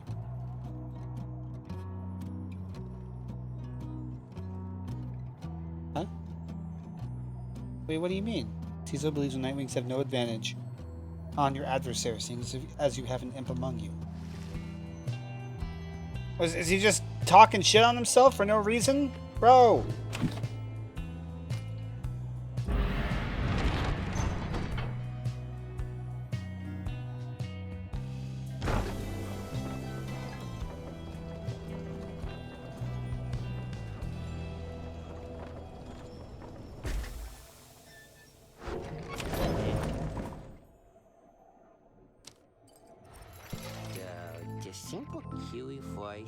Guys can't help but wonder whatever happened to the number with the wings. You know, the one. I guess she's kind of pretty, maybe, I suppose. She's still around by any chance? Because, well, anyways. I understand. We all sin, but it's okay. I get it. It's alright, man. It's okay.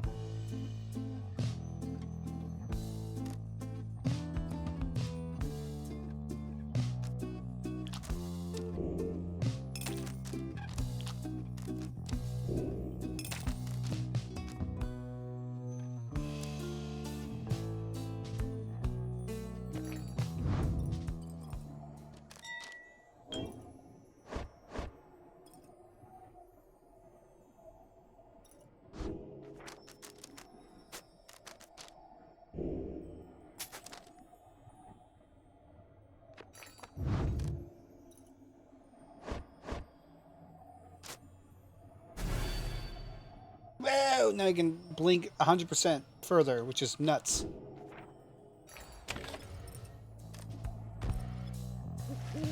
Have to make all necessary preparations amid the stark badlands of the Cairn of Haub. You and your companions await the commencement of the rites. It's quieter even than usual at the onset of such events. The lone minstrel appears bearing some sort of news. I have checked, and it appears as though the essence have not yet arrived, Reader Sir. There's no sign of Tamitha or anyone. Their sigil is not set either. If what he says is true, and your adversary is not present, then you presume the rite cannot commence. However, the stars themselves soon indicate you are mistaken.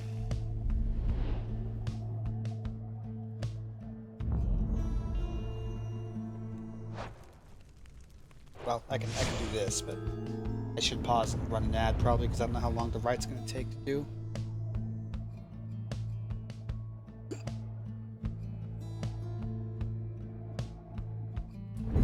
Reader, the Commonwealth, your home.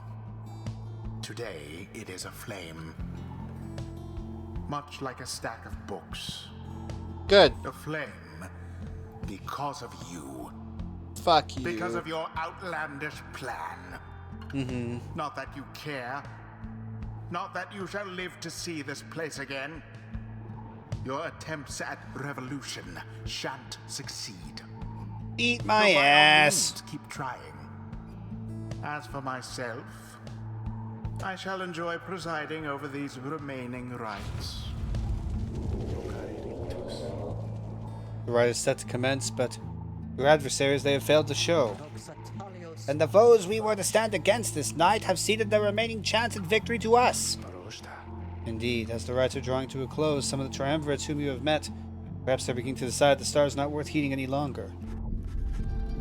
Tamitha, you wonder whether she would give up on the rites like that.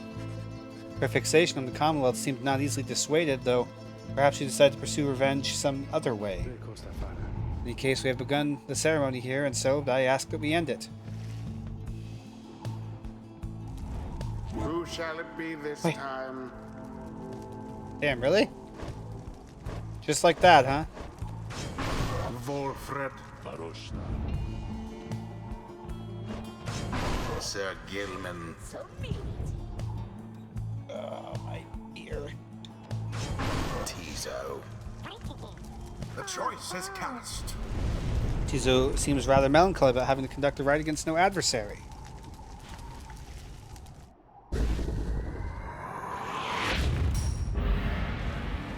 Lo, even your adversaries have abandoned you. Damn, really? That's so fucked. And it is done. Jesus. The Nightwings prevail by default. Not that their adversaries even care.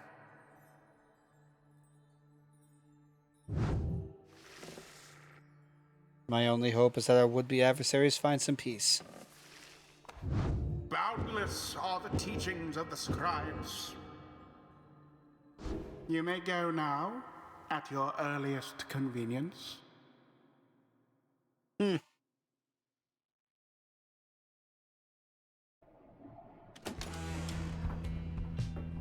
Yes, goes.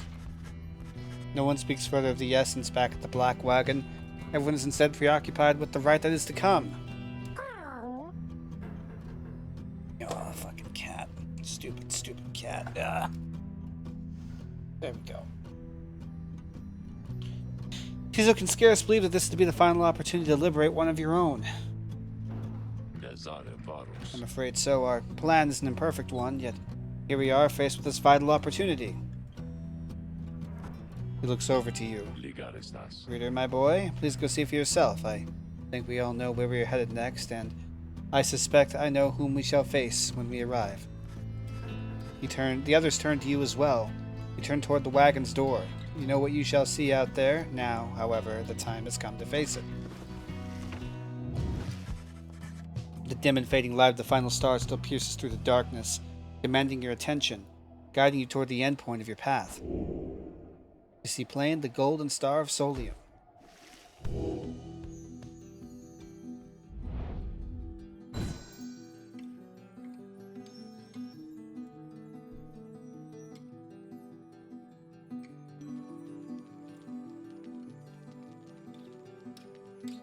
Contract the challenge of true Nightwings here next. Prevail, and one among you shall be free. Okay.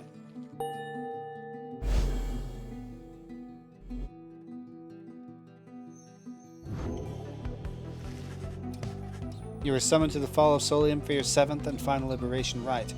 Thus shall the cycle of the rites be ended for an age. You sense that, if the rites ever shall commence again, it shall not be during your lifetime or that of any of your companions, even the longest lived ones. The stars reveal to you one thing more. The adversary whom you face shall be Oralek. Already he has crossed Scribe's Gate and awaits your arrival. If the 8 scribes created the Nightwings in their own likeness, perhaps it's only fitting that the Nightwings should, in the end, be forced to face themselves. Oralek, curse the Istanbul cycle. You must pit us against him in this, our final chance. Let us retire for the night. We shall not have many chances more for rest before our journey's ended. The group disperses as exhaustion sets in. At dawn, you fly to Mount Elodiel to make a final effort to achieve your plan and get somebody home. But who?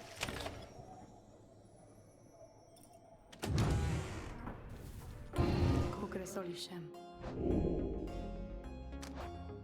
Jare agitensa. Jagiyada Tensa.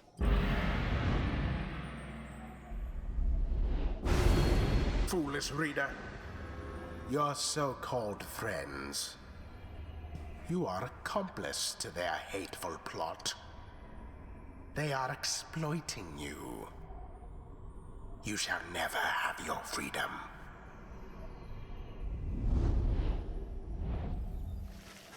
By dawn, you're already up and about after a troubled slumber. The black wagon is prepared for its final voyage to the fall of Solium. No one speaks. Alright, be right back. One sec. Okay. Alright.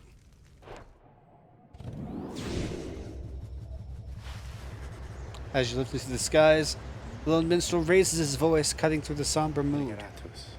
Reader, a certain olden ballad comes to mind just now. I think it may befit the circumstance. Perhaps it may help to pass the time along our flight. Would you mind it very much if I were to play this song for the Nightwings? By all means. What? Not now. Jesus. The Ursuline minstrel plays ballad so that all among you might hear it. It begins without another word. When the stars align, the rites shall come to bear. Illuminate the signs, the exiles shall be there. All are not the same, but three shall be as one. Freedom in flame, the end has just begun. Strength may break our own, but twisted make a great. Together on their own, the journey shall be made. The journey shall be made.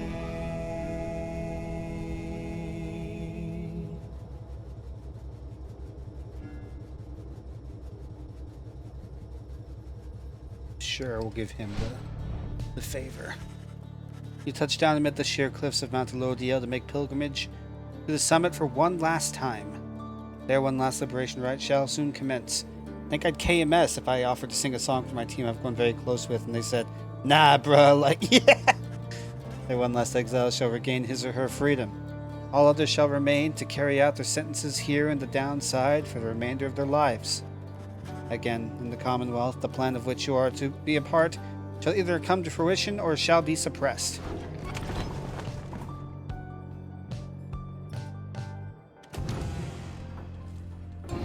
Maritio cumpra. Damn, really? Nothing else? Tu jare beramtas. Alright. Damn, that's so fucking... The end of her side quest is her just realizing how fucking sad it makes her to fucking get close to a reader again. That sucks. After having landed, you joined Sir Gilman on an expedition to the monument of Molten Millith for what is likely to be the final time. This night's quest is drawing to a close, and yet he oftentimes feels no closer to an understanding of true honor. Here he is on the verge of his good companion's final opportunity at freedom, and he thinks only of himself. But nay, his thoughts are very much with them, for it is thanks to only to them, and also you, good scribes, that this knight is even here. And this knight's final quest is to see one of his good friends go free. One last time, that matters more to him even than honor. Aw, man. As soon as he is finished, he returns to the wagon in silence, feeling as though Molten Millith has shown you favor. At dawn you shall begin your last ascent, for now your vocations may occupy what little time you have to spare. Sir Gilman has +3 glory for the next rite.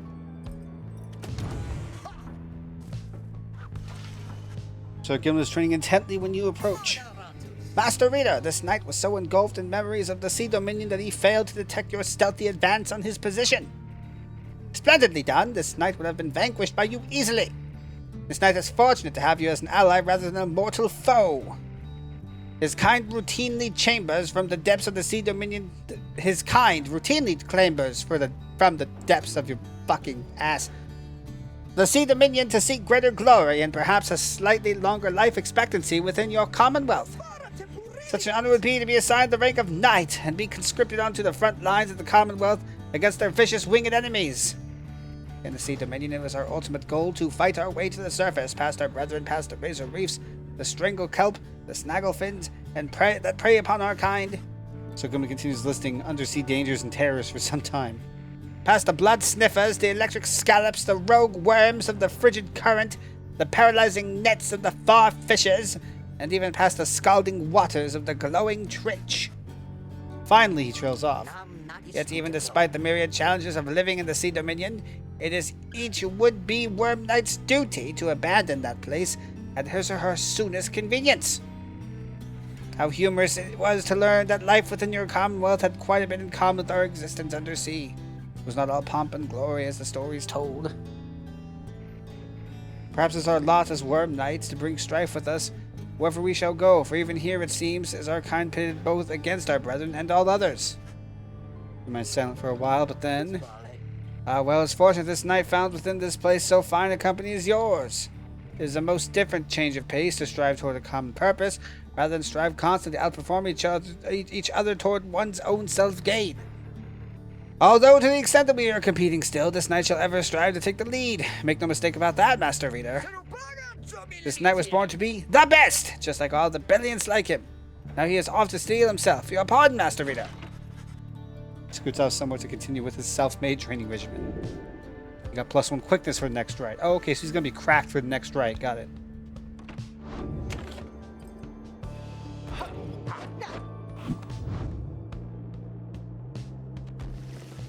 You and Volfred go over what you know of the celestial landmarks you've been to, and how their properties impact the Nightwings and the rites. You can tell he knows many of them well by now. He's already cracked his heart. It is possible our plans shall not succeed despite our fiercest efforts here and in the Commonwealth, but never certain our efforts shall not be in vain. We learn and strive together. We prevail and we fail together. On this path we share, it has been and shall continue to be my greatest honor.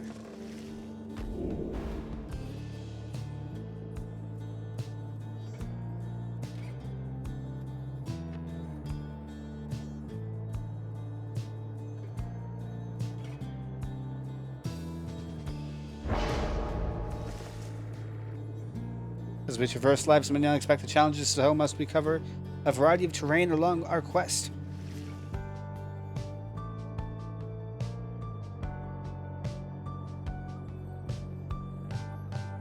Let me see.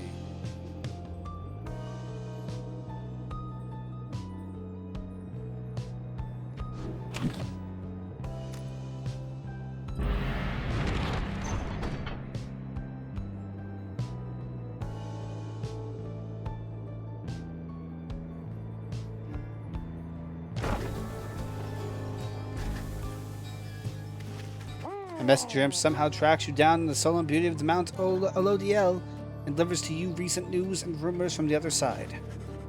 This Specifically, the imp shares details regarding Pamitha and what became of her since she was liberated at the fall of Solium. She found herself back in the homeland of her enemies, where, despite her connection to the High Wing remnants, her past transgressions were forgiven.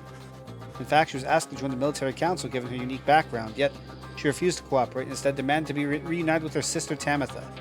When they threatened her with a resentencing to exile and insisted that she take the opportunity, Pamitha said at last that she would think it over and return with a decision soon.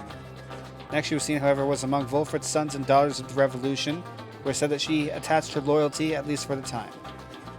You thank the imp for bringing you this news, which soon gets your companions talking. I hold to hope that both the Thane sisters one day shall join together as part of our good cause. The two of them can help lead us toward a brighter future. These are wishes for Pam to find her way and her sister in the Commonwealth. I'm so confused. What are they talking about? Did the game bug, or her sister never got out? Her sister's still down here. Never once before had this night felt even a thing for our most bitter enemies, and yet, having known Pamitha proved eye-opening indeed for this night. Despite some mixed feelings, the news of Pamitha's liberation fills you and your fellow exiles with resolve.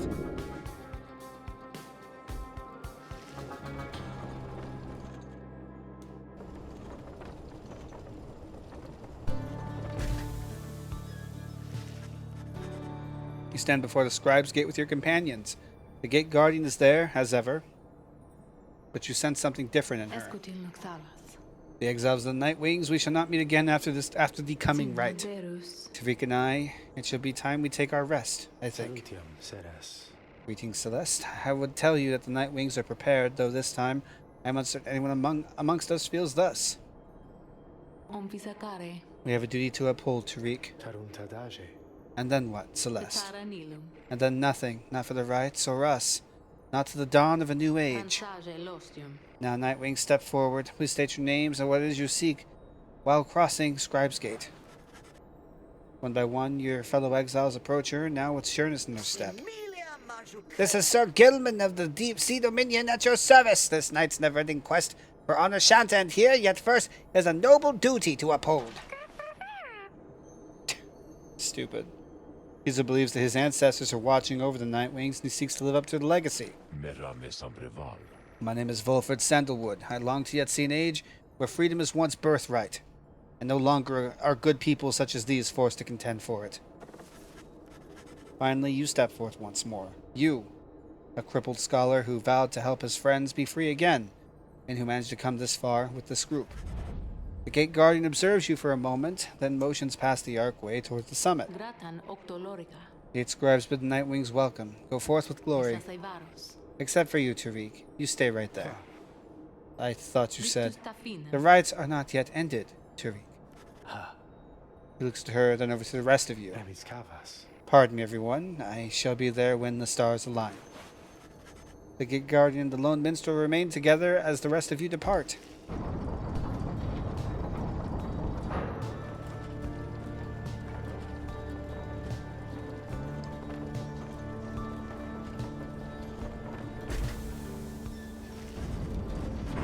You have gained the summit of Mount Lodiel for the 7th time, the final time in which any one of you shall have a chance to leave the downside.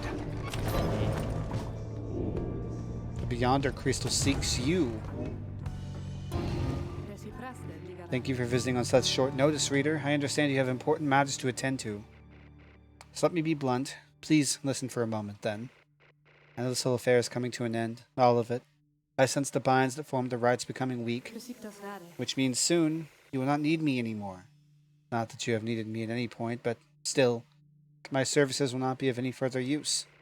I would love to tell you this means I shall be free from my eternal prison. For some of my Beyonders, it shall be a release. My accomplices are bound by weaker words than those which have bound me. They shall fade away, I think, and finally rest. I, however, shall remain. She hesitates for a moment. Thus, I have a proposition for you. I do not know where you shall go from here, but I ask that you take me there, wherever it shall be. That I mean, take this stone prison of mine and keep it, not just leave it, as all your predecessors have, each time their stay among the Nightwings has reached an end. Soon the Beyonder Crystal shall serve no use at all, except to keep me trapped. I am content to remain thus, for I have little choice, but I prefer to do so in your company. For I do enjoy your company, reader. This may not be much of a compliment, but I assure you that I much prefer your company to an eternity of solitude. I have no wish to see you gain in years and to eventually decay, whilst I remain unchanging. But I should rather have more years whilst having. I should rather have more years whilst having contact. Even if those years are to be brief, they shall afford me many more in which I might think back upon our times. Nor to expect you to accommodate my needs, for I am well aware I have my limits in accommodating yours. As to say, I wish you to go forth after this night and live your life however you see fit, for your own sake. May all this rights, business, enrich your coming days somehow. And in considering that life after this night, if you think that there may be a place in it for me, however small, then once again I simply ask that you take me along. That way, should you ever wish to visit me again sometime, you could. I would like to have that as an option more than not. My request here is a selfish one, for there's little I can offer in exchange other than what little my companionship is worth. Perhaps I could lull you to sleep once in a while. I can fucking read. Who knows, you could always try to sell the Beyond the Crystal for a reasonable sum somewhere, or something to that end. There must be someone out there with an interest in this thing. So then, you've heard my sad little proposition. What do you say? Yeah. You grasp the Beyond the Crystal and set it into the folds of your clothing. Sandra senses this and makes a sound as though surprised. Thank you, reader. She's at a loss for a moment, then. Let's go then, from this place. Go and face your last remaining adversaries. May you crush them under heel and achieve the outcome which you seek. I believe you shall prevail. She disappears into the stone, for now. Yay! Stupid.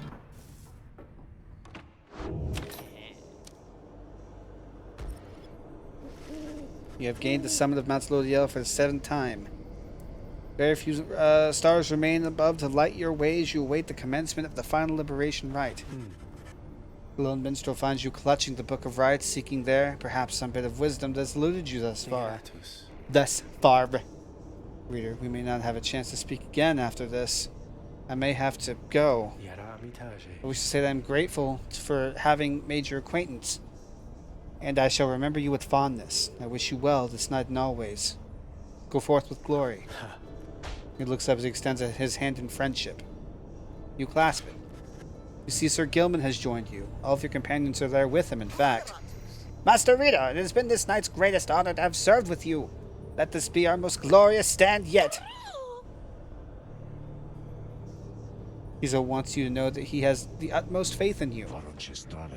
It's strange for me to say, given the circumstances of our meeting, reader, but it has truly been a pleasure. Onward now, let us achieve our plan.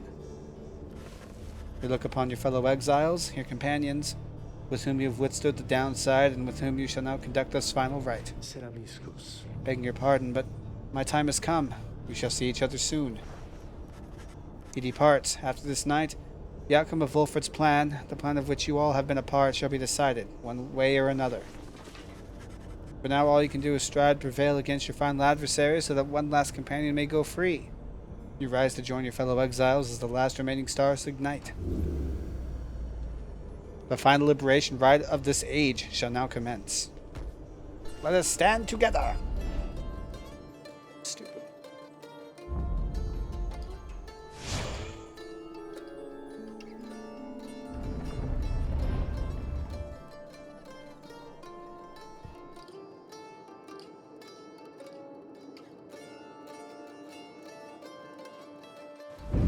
Look, for one last time, upon the fall of Solium, dear reader.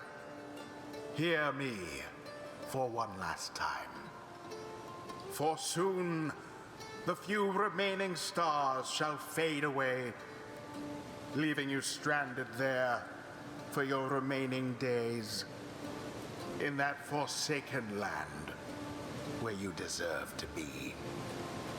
The rabble that you roused here in the Commonwealth shall be put down. The exiles whom you liberated, all shall fall in line. But first, let us get on with this last liberation rite. You face none other than yourselves, each so unlike the glorious Nightwings of yore. 'Tis a shame that one of you shall soon be free. for you deserve each other. I sneeze. Voluta lorgas. The pyres burn, and each of the triumvirants is present and prepared. But before the lone minstrel can concur as per the custom, not another word. The demon Orlek slowly raises his clawed fingers to his mask. The false Nightwings have arrived at last. Long have I awaited this. My freedom once was stolen from me, and I was cheated of it, here, upon this mountaintop. You may now attempt to take it from me once more. He stands there for a moment, silent. Then, Orlek dons his mask and stands prepared. May these damned rites cease forever for the misery which they caused. Noxal. Nightwings, we shall not meet again after tonight, for the cycle of the rites is all but ended. Thus I would have your decision. On whose behalf shall you conduct this final liberation rite? The one whom you anoint, or else the exiled Orlek shall be returned. Godspeed, reader, you know what is at stake better than I. I have utmost faith in you to make the best decision and conduct this rite with glory. Nightwings, the stars remaining light grows dim. Your decision, please. It is now time to choose who, if anyone among you, should go free this one last time. The rest of you shall remain the downside to the end of your days. One by one, you meet the gazes of each of your fellow exiles. Volfred, Tiza, Sir Gilman, your fellow exiles, your companions, your friends. Together you've come this far, but now the downside and the rites conspire to tear your group apart and disrupt your plan.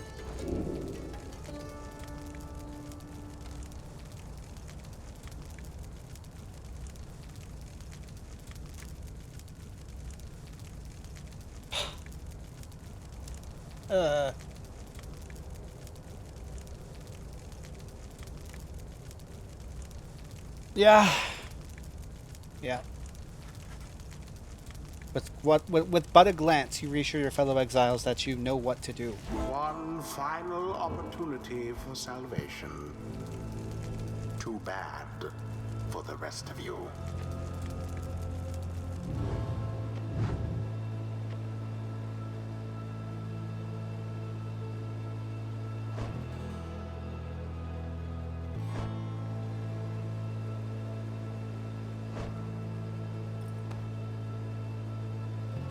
He was repulsed by what he saw on the blood border, which sowed in his heart a yearning for a greater peace.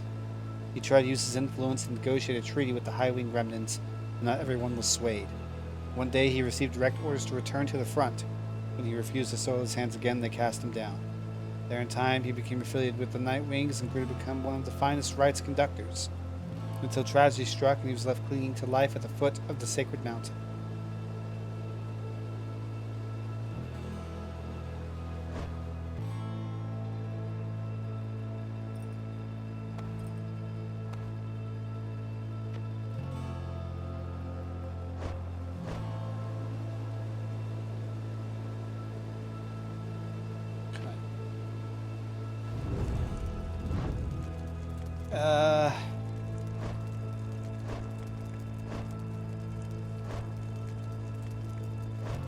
I'm considering just picking Wolfred because I assume he would give the plan the biggest chance of it succeeding out of the remaining 3 characters I have to pick here.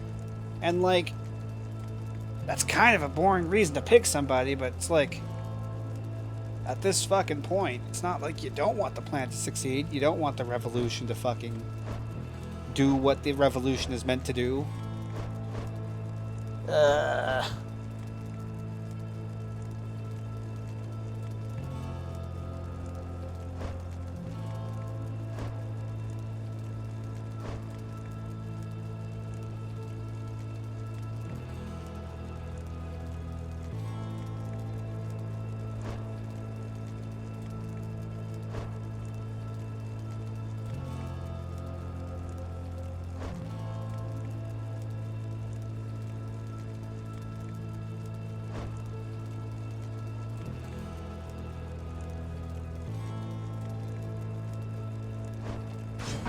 Sir Gilman. What has this knight done that he should warrant such a courtesy as this? Know that he shall strive with all his heart. Your choice is cast. As for your other companions, you sense a clarity of thought and purpose in each of them. They stand ready to support Sir Gilman as well as you. Who shall lend him support? Tizo. He's ready to do whatever it takes to see Sir Gilman regain his freedom this night. Volfred. Surely, my boy. Besides, we stand against Orlek. It is fitting that I should have to confront him myself. Very well. There's no other options, bro. It's not like we have a fourth party member that could stand here and take your spot. Those are to be my adversaries, then. And who is it, I wonder, who asserts his will over that group? Since Orlek's searching for you, almost reaching out to you. You, the shadow of the false Nightwings. They are nothing to me but you. You, who would relinquish your own liberty for the sake of them? Strange. It is fitting, then, that I should have to face one such as you. And Orlek stands at the ready, signaling for his two allies to do the same. By light of the dawn, the cycle of the rites shall cease. Let us see if we can finish this ordeal before that time. The sky above begins to shudder. The final liberation rite is about to commence. Tariq. Aye, I am prepared, Celeste. Let our song this evening shake the stars themselves. Aye, Celeste. Let's make sure of it.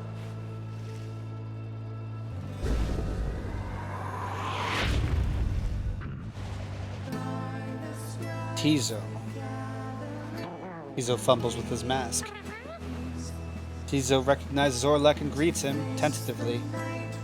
It is good to see you. Orlek reaches for his mask in turn. How is the horn? Mended? Tizo indicates his horn has not bothered him for a long time now, and thanks Orlek for it. Good. A full recovery, then. But it is unfortunate to see you standing there with them, Tizo. Come with us. No questions asked. The proposition seems to catch Tizo off guard. Tizo indicates that he will not abandon his friends or their quest. He seems to be pleading with Orlek to stand down, to listen, to not give in to anger. But Orlek shakes his head. He puts his mask back on. This is something I must do, little one. Tizo dons his mask in turn. He chirps nothing more. Begin. The final chance at liberation for the age. You wear the raiments once again. I could not simply stand by and do nothing, Orlek. Yet that is what you did when last we stood together on this blasted mountain. I fell. You simply stood. Orlek, what shall it take me to be convinced I took no part in your betrayal? Orlek seems to consider the question, but only for a moment. Give me my damn freedom. Let me prevail, here and now. Would you promise to uphold our plan? To bring about a better commonwealth? No, I make no promises. I owe you nothing. I am sorry, Orlek. My love of country comes before all else. More than your freedom and our friendship is at stake. Your love be damned, Volfred. Let us stand as adversaries, then.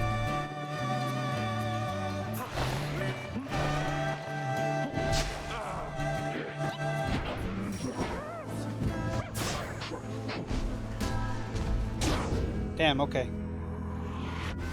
I got bullied.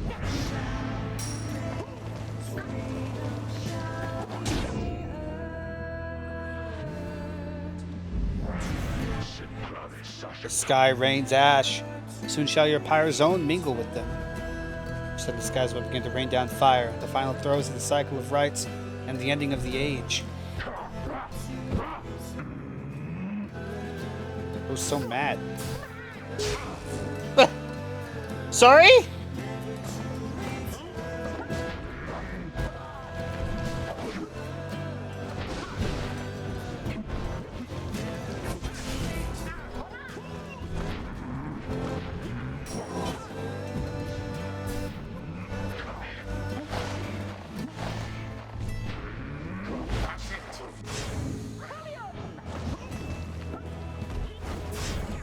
What? Goddamn! Video game.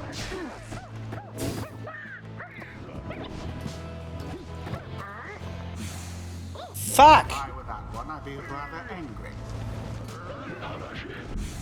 Oh my god! Ah! Come on! Rise. Alright. All of you, you shall rot here, you shall rot as I have all these many years, you false nightwings, who would deny me once again my rightful liberty. You who deny that liberty to all the triumvirates you face and vanquish under the guise of the tradition of those blasted scribes. Come, let's continue with this glorious affair. Okay. How he has changed, that Warlick. Deliverance.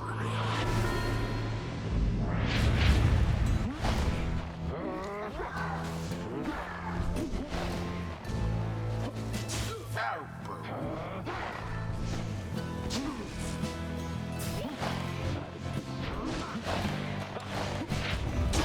A wonderful Get fucked. performance, Volker. So the false nightwings bear their fangs at last. This could not be your finest effort. You think you deserve your freedom more than I? Then fight for it, damn you! I am going. Like, suck me off, bro. Exactly by the book. I'm going. I'm doing the shit. Fuck you.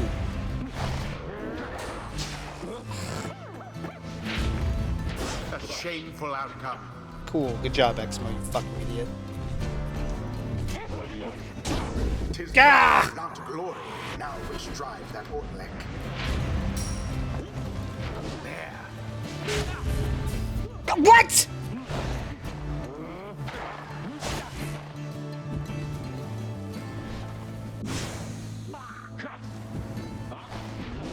No, come on! God damn it! Ah! Now go. Brilliantly done. Orlok stands breathing heavily. He looks back on the thin lick of flame that is his smoldering pyre before turning his attention back to your triumvirate. God, you little shit! Can I please accomplish? Can I please accomplish? I would just like to accomplish.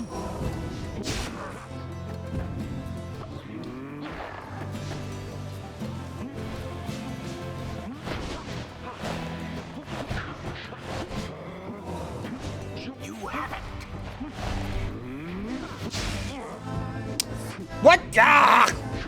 Good.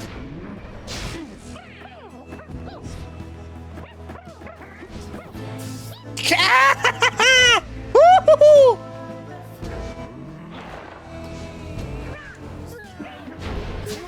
Ow, you bitch!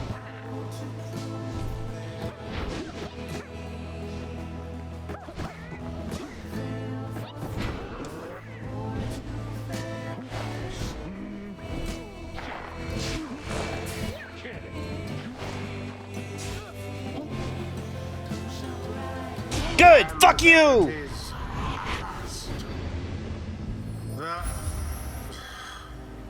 The Nightwings proved their worth. An outcome which left little room for doubt.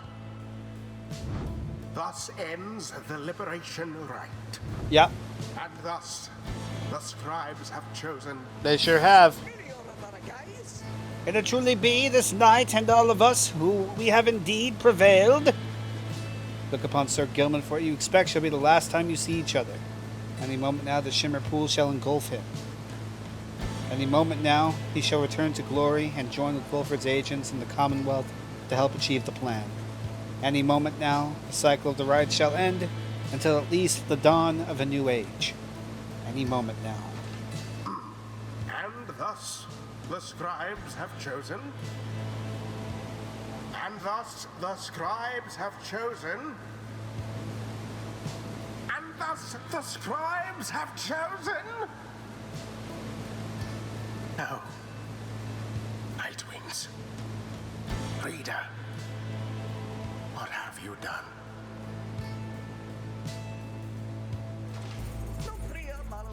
This knight is beginning to feel extraordinarily uneasy about things here.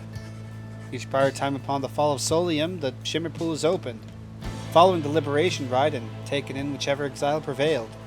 But now all is still, and the light of the stars above has all but died. I sense a growing fear that it is already too late, that the Shimmer Pool shall not reveal itself again.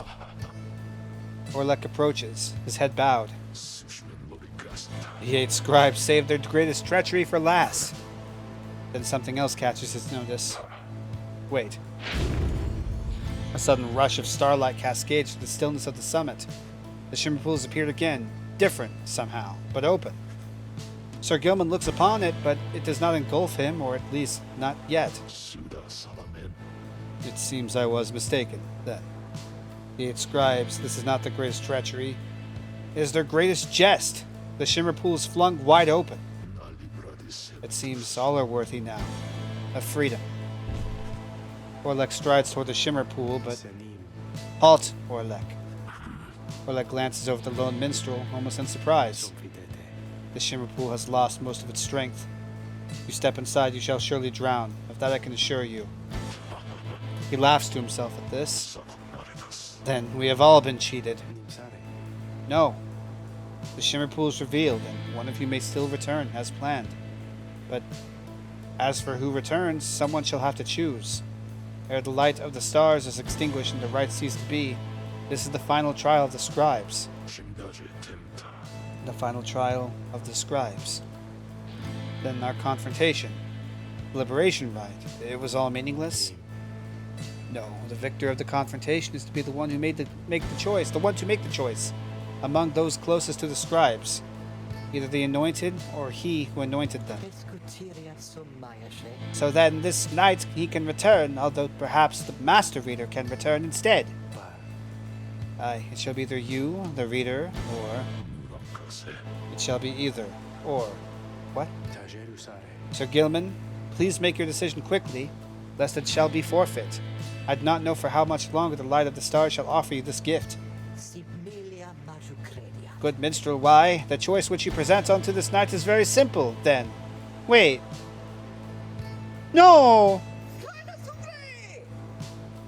Master Reader, this night hereby declares you shall be free. Sir Gilman wishes to give up his freedom so that you may regain yours. Very well.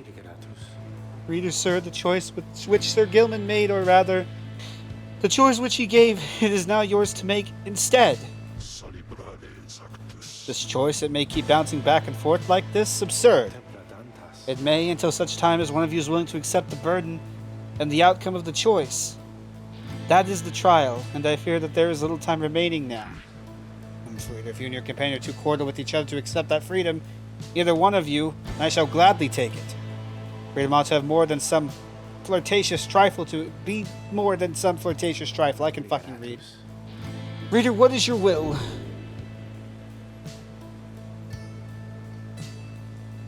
Fine then. Your thoughts crystallize. You have chosen Orlek. What? Orlek, do you accept the reader's choice, or shall you make another? No, I shall not make another. I will accept the reader's choice. The reader's mercy. Then it is done. For a moment, Orlek appears to be at peace, and then he is gone. That was close, video game. If you would have made it so I couldn't pick again, I would have been fucking sobbing. Holy shit. Godspeed, Orlek. By the scribes. No stars remain aloft. The cycle of the rites. It is finished. As it is, like, if the game would have forced it, if the game would have been like,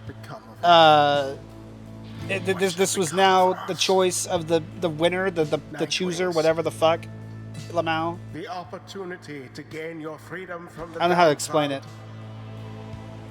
Because it just gave the choice back to me, it's like, okay. It was still very heartwarming, though. I almost started sobbing like a stupid asshole over a stupid video game. Stupid.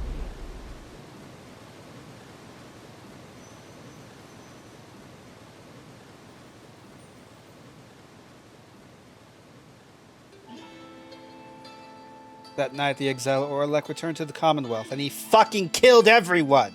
He was to be the last. The stars had faded and the cycle of the rites had run its course.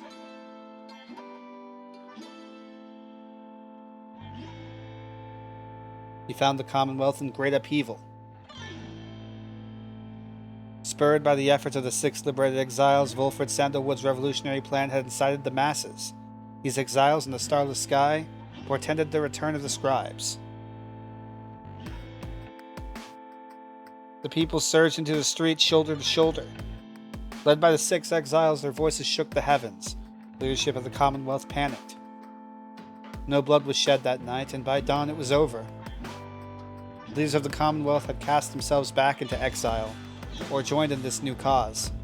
Thus, in its 838th year, the Commonwealth had fallen. The Nusarian Union declared its sovereignty in the next year. Among the changes its elected leaders ushered in, they vowed never to cast their people into exile, and they abolished the old Commonwealth decree forbidding literacy. We still remember all of this, and we remember the exiles of the downside whose deeds led to the dawning of our age, whether they returned or not.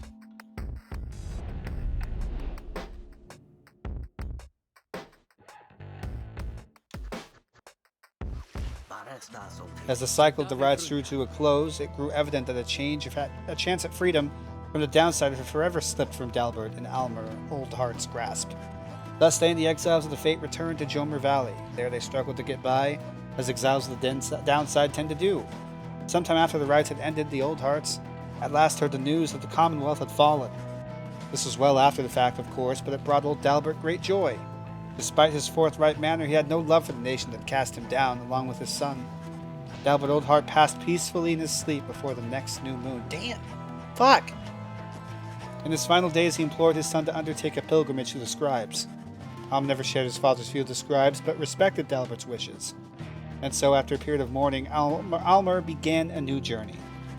Not a day went by that Almer Oldheart did not think about his father and give thanks to him and speak to him, at morning and at night. But that the stars yet shone, for surely Dalbert would be there among them, smiling down at his son, watching over him and his kin. It's like the evil version of Fire Emblem character blocks. After the final liberation rite, Lendl refused to believe that the rites had truly ended. He would sit through night after consecutive night, staring into the blackness of the sky, awaiting any kind of sign that he might gain another chance at freedom. No such sign ever came. His fellow accusers started to express concern for him. Survival had become their top priority once liberty had slipped from their grasp. Lendl dismissed them as weak fools.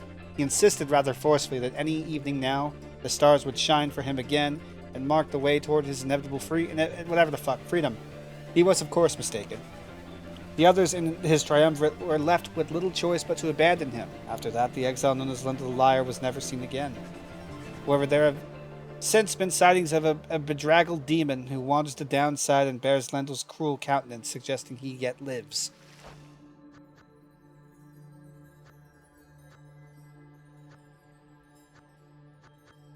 Interesting. After the cycle of the rites had ceased, witch Udmildhi returned to the Flagging Hands region, where she sealed herself within the pit of Milith, whatever. There, even her fellow exiles, the Withdrawn, allegedly grew unnerved after a time and left her to her vile work.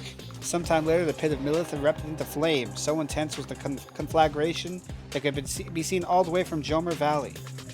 Arson was suspected, though the cause was never verified, and many bog dwellers in the region were forced to flee. A tempest blowing from the north finally quenched the flames. At last, the ashes settled and the grounds had cooled, and the site of the fire was scarred beyond recognition. Reading is hard, no trace of which Udmildhi could be found. As for the contents of the pit of Milith, which notably included a profane object thought to be the remains of Islak, all of it was gone as well. Back in the Sarian Union, which is our nation, formed in 839 AS after the fall of the Commonwealth, Lamau. Udmildhi's repeated threats of the return of Islak were thoroughly investigated, and no credence was found to any of her claims.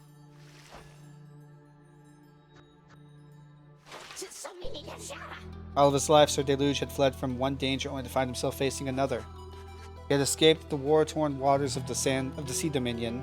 He had escaped the blood border of the Commonwealth, and now he had escaped the rites. After the rites had ended, many exiles wrapped up in the ancient test were crestfallen as their last chances to return to their homes vanished, along with the stars above. But Deluge did not mind, for this outcome meant that, at last, there was no burden of responsibility weighing down on him. Having heard that Sir Gilman had remained behind, Deluge made a point of avoiding him at all costs. Nonetheless, they ran into each other once, riding a cold current in the Sea of Solace. The meeting was terse and cordial. Deluge ended up apologizing profusely for mistreating his fellow Worm Knight, and that was the end of it. While most of his fellow exiles of the Pyre Hearts longed for the waters of the Sea Dominion, driven as ever by their impulses toward conflict, Deluge settled down. With him remained one of his companions, one Lady Seagrass, who had taken a liking to him for some reason. Says the narration, for some reason. Reportedly, they disappeared into the waters of Worm Gulf, which may begin to explain the significant increase in worm population observed in the vicinity. They fought. Barker Ashpaws never had much interest in returning to the Commonwealth, for he always found its bylaws to be stifling, so when the rites ended, he did not care, at first. He soon grew very bored. The rites had given his life a certain sense of structure he had always needed. He missed the raw anticipation of it all. He decided to continue conducting the rites for the thrill of it. He bent some of the rules and replaced some of the objects, but it was close enough. His pack mates, the dissidents, proved more than happy to participate, and thus they ran against each other back in Jomer Valley. Gradually, other exiles familiar with the rites, as well as those who had not heard of it at all, started to take an interest. They ended up giving Barker Ashpaws some healthy competition. His old feud with Rookie Greentail ceased meaning anything to him, and he forgot all about it amid his new pursuits. Ultimately, even Barker Ashpaws, who had led such a directionless existence to that point, found something of a calling to the rites. Whether he took the rites less serious than any of the other exile of his time or more was oft debated by those who watched him work. Throughout her exile, Tamitha Thane was motivated by a single goal: to return to the Commonwealth and exact vengeance on her ancient enemies. When she realized the rites had ended, and that she would never see her mountain home again, she nonetheless remained determined to aid her people however possible. She'd gathered certain information pertaining to the intentions of the Nightwings, who had formed a pact to regroup on the other side after their liberation. Other such reports exposed certain weaknesses in the Commonwealth defenses and revealed to the Highwing remnants the opportunity for a risky but potentially impactful strike. As Tamitha could not participate in the assault, she learned of what happened well after the outcome. On that night, known as the Scribe's Return, inspired by the liberated exiles, the people of the Commonwealth demanded new leadership. The Commonwealth had fallen. The Highwing remnants thus prevailed at last without even having to fight. Soon after the fall of the Commonwealth, Tamitha learned of her blood sister Pamitha was an accessory to the successful outcome. Tamitha was very skeptical of this, but as similar reports kept mounting, she soon accepted the prevailing opinion, however grudgingly. Once a messenger imp arrived bearing some sort of message seemingly from Pamitha. However, Tamitha turned it away. She would not give in to an impulse to forgive. Knowing that the conflict on the other side had ended, Tamitha retreated to the crags of Black Basin and grew ever more distant. The closest to her surmised that her inability to reconcile with her blood sister was at the heart of this, though for her part, Tamitha never once admitted to any such weakness. More spectacular. When Manly Tinderstaff realized the rites had ended and that he no longer could return to the Commonwealth through this ancient means, he was outraged. He cursed the scribe, spewing forth such a slew of blasphemy as to be very unbecoming of one of his high status and bearing. When at last he calmed himself, he focused all his energies on attempting to find another means of homecoming. He maintained regular contact with his wealthy family on the other side via messenger imp, and used their vast resources to explore other means of escape. He tried using an elaborate pulley system. He attempted to retrofit a flying black wagon with superior propulsion. He tried an imp raft, a hot air balloon, even prayer. Nothing worked. There was only one way to escape the downside, and now it was gone. Tinderstaff bankrupted his family in these vain attempts. At last, such was his shame that he retreated to the teeming woods of Black Basin, the Cinder Root. There he yet wallows, complaining to his comrades of the chastity who still put up with him, either about his own misfortune or the latest news from the other side. Yeah, get fucked. Once it became clear to Ignarius that the rites were drawing to a close, he knew that it was time for him and the Tempers to call it quits. But first he and the Tempers decided to celebrate, and that they did for many, many nights. The revelry did eventually subside. The exiles parted amicably and went their separate ways. He roamed the downside then, searching for some meaning in his life, sometimes taking odd jobs requiring brute strength. He never remained alone for very long, and took on many lovers in his time. However, he sometimes thought about the one he had called Curly Horns, and what became of her. Though his glory days as the most powerful conductor of the rides had long since passed, he always enjoyed the fearsome reputation he had cultivated at that time.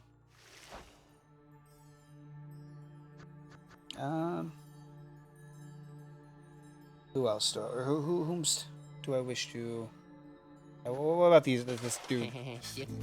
With the rides drawn to a close, the slug market's revenues fell precipitously, and the Falcon Ron was forced to liquidate his assets and close up shop. Yet, as is sometimes the case with those of an entrepreneurial leaning, this time of hardship led to an epiphany, or at least a sudden change of fortune. One day, Falcon Ron had a run with a messenger imp bearing news from the other side. Ron gave it to one of his remaining trinkets, which he could not be sold. Okay. The following week, the messenger imp returned to him bearing a tidy sum of wealth and newly minted coinage from the Sarian Union.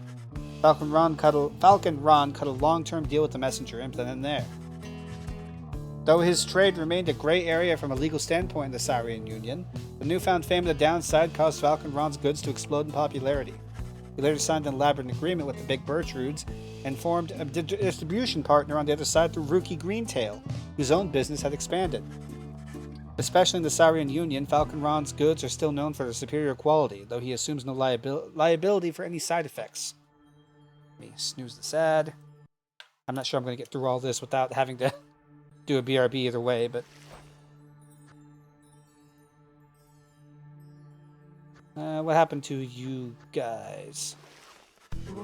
After the cycle of the ride ceased turning, the lone minstrel bade the remaining Nightwings take the Black Wagon and seek their fortunes elsewhere in the downside. Their partings were heartfelt but brief.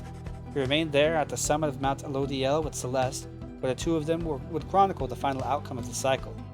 Neither Tariq nor Celeste were ever seen again. We know all this now through song attributed to them.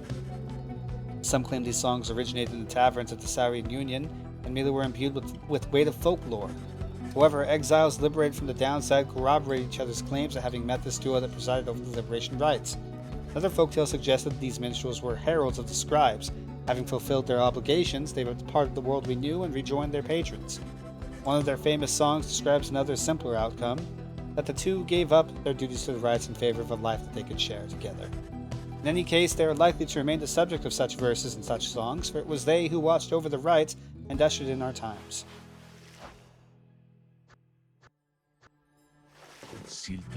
When the cycle of the rites ceased turning, Volfred Sandalwood turned toward the starless sky and closed his eyes and prayed. It was all he could do at that stage of his plan. He aspired to assemble the liberated exiles representing each of the 8 largest ethnic groups composing the population of the Commonwealth. They would stand together as a vision of the 8 scribes returned, inspiring the masses to embrace an older set of values from before the Commonwealth had tightened its grip. With the rites ending sooner than expected, this ideal scenario became impossible. Sandalwood's own freedom, for instance, was now forfeit, yet the plan did have contingencies. Fortunately, most of these contingencies did not prove necessary. Word reached him that, on the night of the scribe's return, his fellow liberated Nightwings stood together, and their voices echoed through the streets. These former exiles who had disappeared into the ranks of the Commonwealth's own leadership now stood united with its people, who poured from their homes in solidarity. It was imperative to Sandalwood that this stand against the Commonwealth be peaceful in its nature. An overwhelming show of popular support would be more than enough. Ensuring this was his priority, and in the end the result was self-evident. The plan's goal had been achieved. Sandalwood kept busy after that, as much as possible, providing counsel from afar to those who would be at the forefront of the birth of the Sarian Union. Of course, being stranded in the downside meant that there was only so much he could do. Resting assured that the future of the nation was in capable hands, he turned his attention to the remaining exiles of the downside.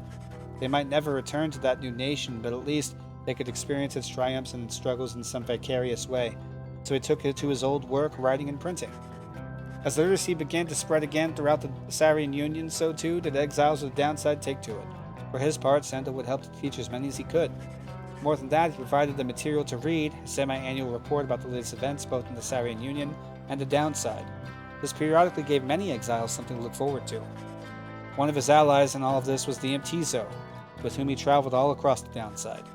Sandalwood often cited Tizo as the wellspring of his own enthusiasm for a brighter future. Such was the creature's spirit. He welcomed the company of the Reader and the Nightwings at every opportunity, and counted him a trusted friend and a keen editor. You are an exile of the Commonwealth sentenced to 11. Yeah, I sure am. He was pleased to hear that his one-time friend Orlek had once more become a productive part of his society, yet he spoke little of their time together. As Volfred Sandalwood gained more fame throughout the land for all his sacrifices and his contributions, it said that he remained steadfast about two things. The first was that the cause itself ought to remain in focus. The freedom that the people had achieved, it was a gift to be cherished, a set of values that needed to be nurtured. The second point he made was that he himself had little to do with the outcome. He would often praise the exiles of the Nightwings who had stood with him, each in turn, by name. He never forgot any of them. One day, to commemorate his birthday, the people of the Saurian Union unveiled a monument depicting him and the Nightwings as imagined in their prime. While Sandalwood did not learn of it until much later, it is said that he was moved to tears then by the gesture. It has since ensured that those of us with memories more fallible than that of Sandalwood likewise remember the achievement of his fellow former exiles and our cause.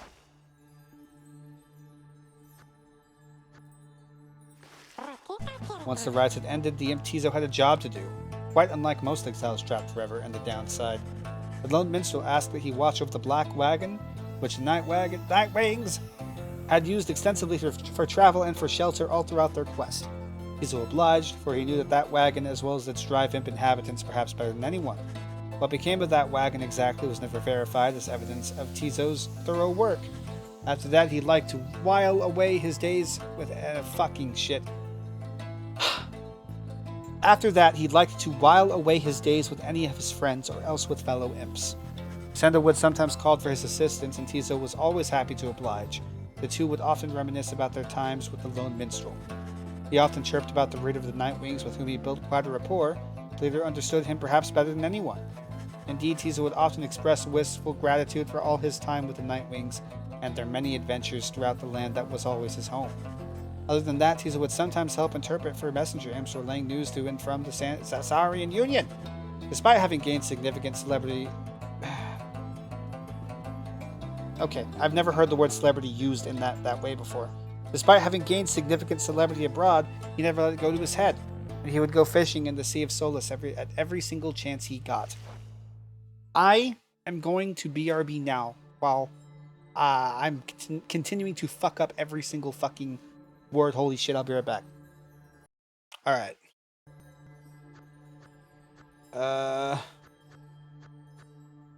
Yeah, Sandra, I guess. Forgot about Sandra.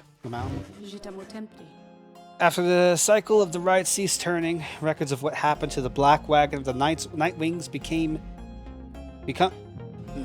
Hold on. After the cycle of the rites ceased turning, records of what happened to the Black Wagon of the Nightwings become inconclusive and contradictory. Some accounts suggest that the exiles of the Nightwings, who remained in the downside, continued to make use of the Black Wagon as their place of shelter and their means of travel. However, there is no record of what happened to the wagon's contents, such as the Book of Rites, or the Beyonder Crystal said to be haunted by the apparition Sandra the Unseeing. One possibility is that when the lone minstrel took his leave, he took the Beyonder Crystal with him, for he was thus obliged. By this line of reasoning, however, the Black Wagon itself should have been taken also.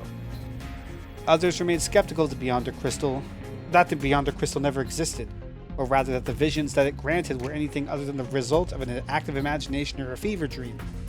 The bog dwellers of the southern bog still offer still another explanation, for they are familiar with binding enchantments. If there existed such an object in which the Sisters of the Ark had been expelled for more than 800 years, the enchantment could have expired along with the light of the stars. What this would have meant for Sandra and the Beyonders is difficult to say for certain, other than it may have meant that they were finally released.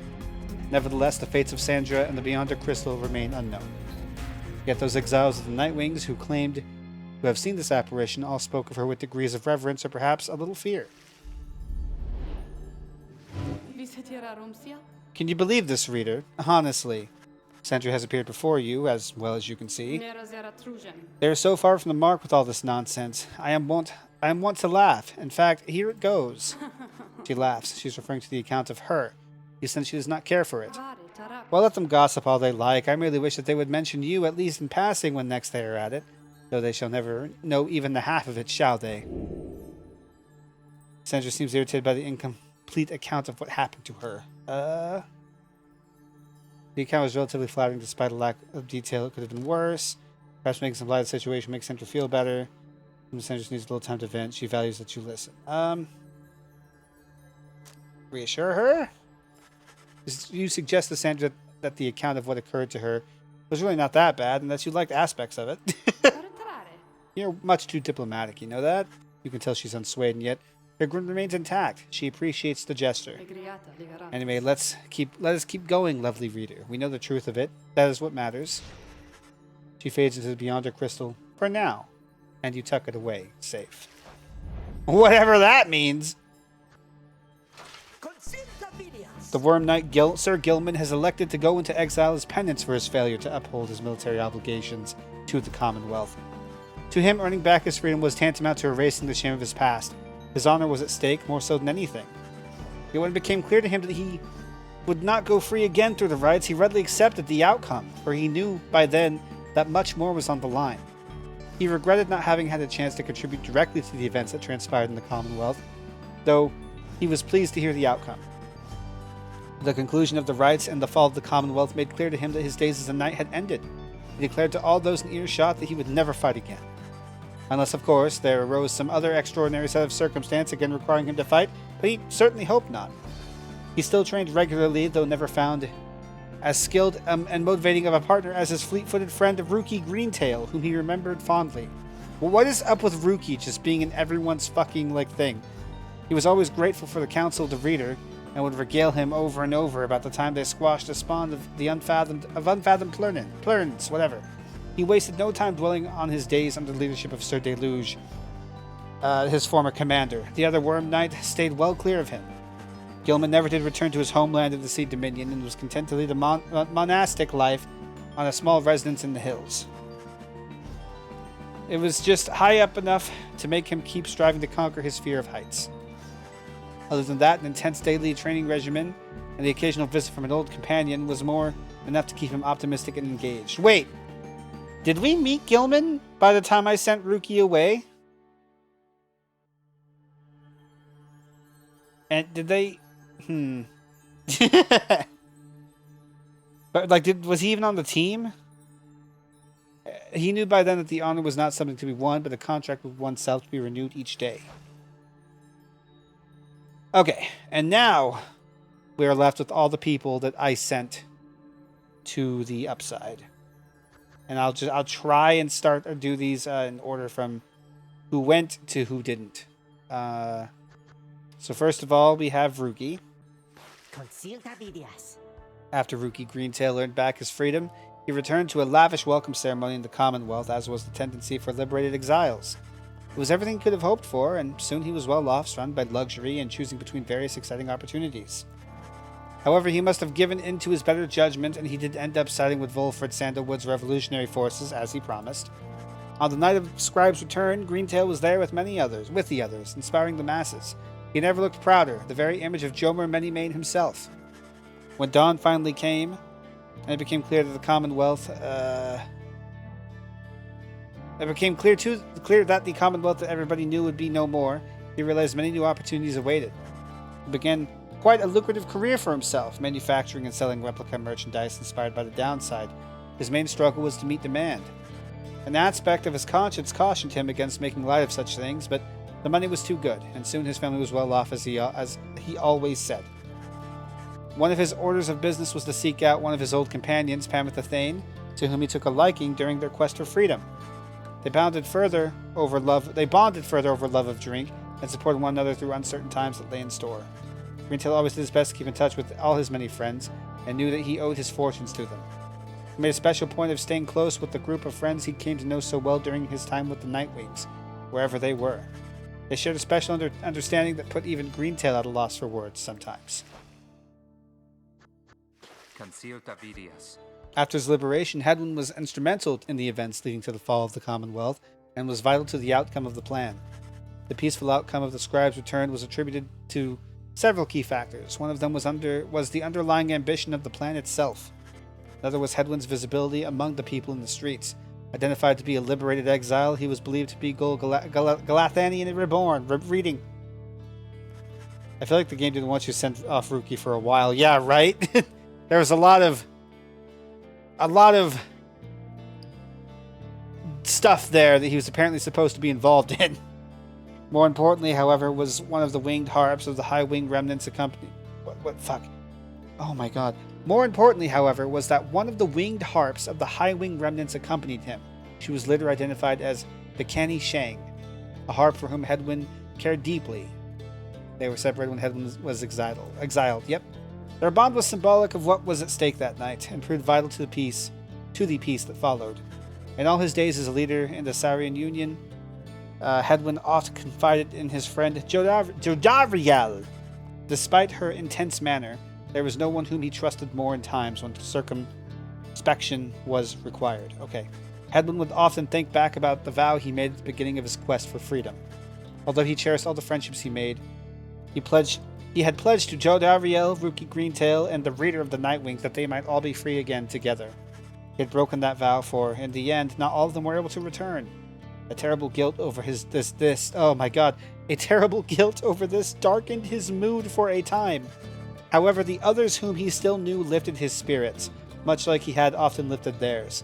All of the Nightwings knew the stakes. While the others who stood with the Nightwings were not all able to remain in contact thus, Hedwyn thought of each of them often, and so in turn, they did oft think of him. I almost read that as when circumcision was required. Right?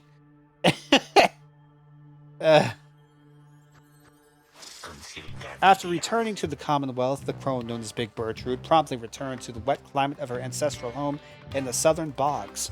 There, for a time, it appeared that she had distanced herself from any involvement with society or with the plan of which she was a part. We know now that she worked diligently toward the goals outlined by Sandalwood, yet well outside the notice of even those who watched her movements closely. For example, the printed notices spread throughout the streets about the night of the scribe's return were all her doing, yet no one knew until she owned up to it much later. Subsequently, she returned her focus to the sort of work which had preoccupied her for many, many years, both in the downside and in the Commonwealth, and she remotely managed aspects of her business in the downside, ensuring that the exiles who remained there could still get a hold of certain valuables. Much of her effort was doubtless due to the influence of Wolfred Sandalwood, someone whom she had admired now for decades. Though they were very far apart now, she sought out news as to his whereabouts and often cast enchantments in his favor. She maintained an unlikely kinship with the harp Pamitha Thane, whom she had known during their time together on the Nightwings. They each had different strategies for dealing with life's day-to-day annoyances, a subject that they both found vital, if not fascinating, to no end. Bertrude, most of all, kept busy with her work. The inks and notices with which she brewed and manufactured once were grounds enough for a quick sentence into exile. Back then, the one thing worse than spreading lies about the Commonwealth through speech was doing so in print. Once exposed, such writings all were burned. Now the written point of view is to be honored rather than to be feared, and Big Bertrude remains one of our time's most notable purveyors of this craft. It is quite likely something you have read in recent times will have been put to parchment by her handiwork.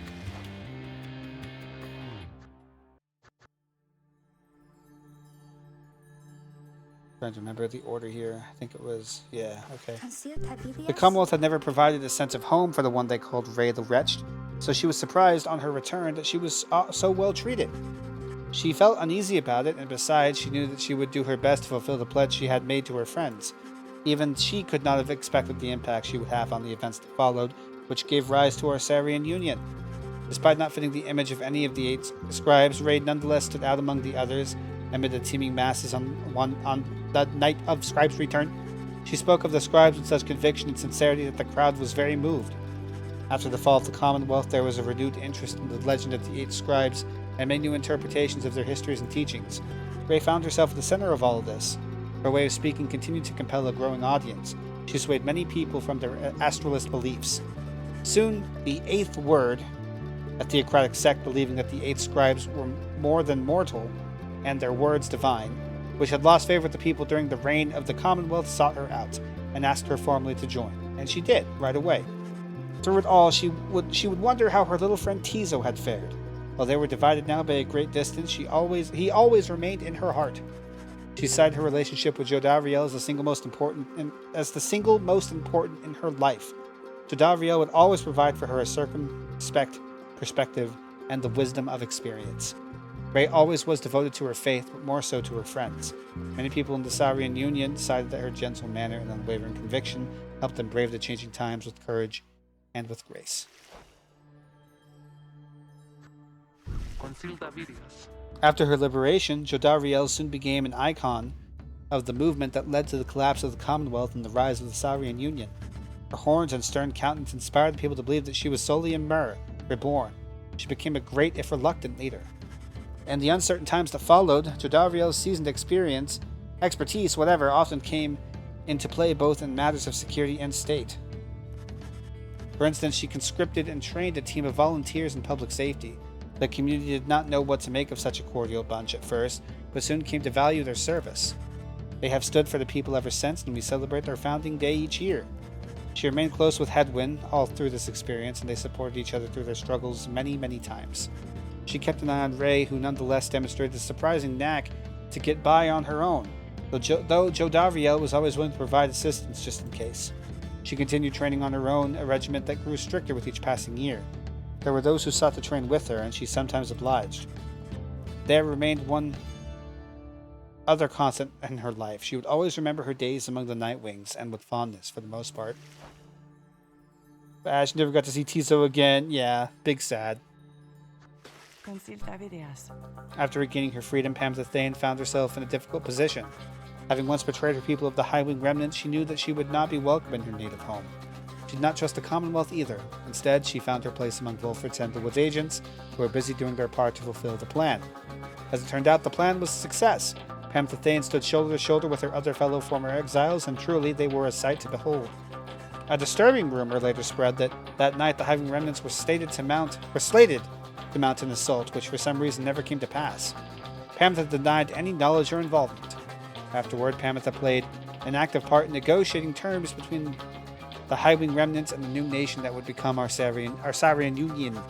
Her previous attempt at something of the sort led to her exile. She must have felt some satisfaction to succeed this time around. Someone with whom she kept in contact was the bog dweller called Big Birdroot. They would discuss all sorts of matters long into the night and sometimes hunt together too.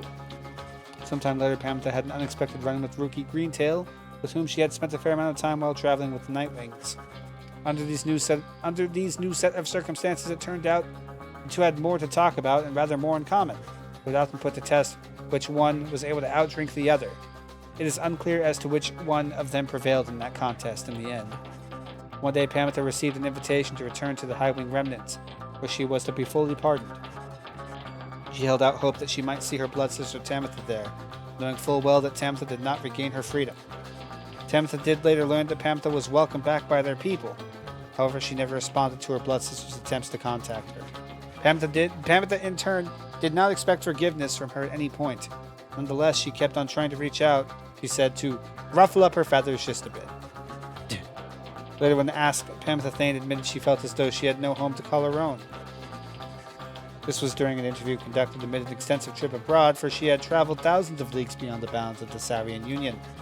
Pamela continued to journey thus, citing that it reminded her of when she was younger and could fly unfettered.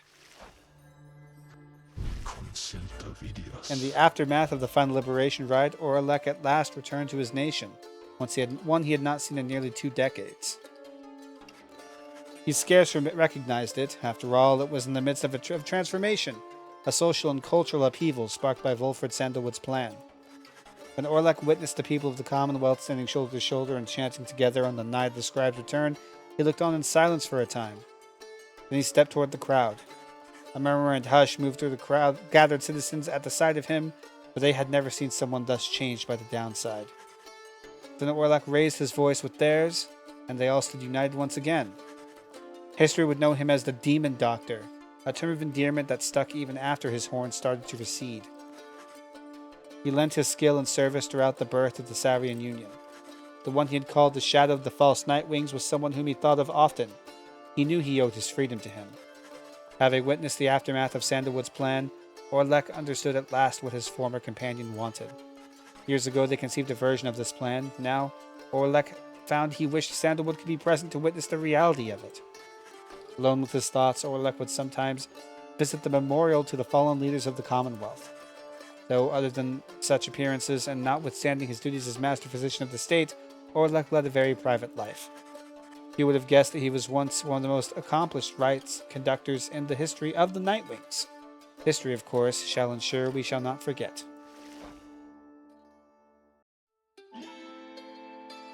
There is one more account which warrants mention. The Nightwings conducted the rites under the guidance of a reader. Little is known of him. However, some accounts of him begin to paint a picture. We know he was of common birth, weak-framed, though raised with a penchant for learning. The journey to the downside left him close to death. It was then that the Nightwings found him. They brought him from the brink. He showed them the path. He pressed onward with the others. He had made a vow to help his friends be free. Thus did the cycle of the rites commence its final turns. When the final rite arrived, the reader's freedom was at stake. In the end, however, he remained in exile. From that point on, accounts of him diverge. It is said the voice which troubled him he never heard again. Some say he helped improve the lives of other downside exiles, though whether that is true only he knows. Someday perhaps that reader's own star shall emerge. Then it shall pierce the dark of night in all its brilliant glory. Until such time, and ever after, all of us give thanks. Their journey began on a barren waste where the reader arrived, afraid and alone.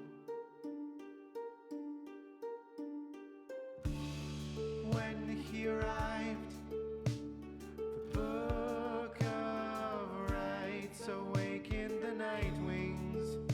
Oh shit, there's like 3 versions of this song since you can choose he, she, or they.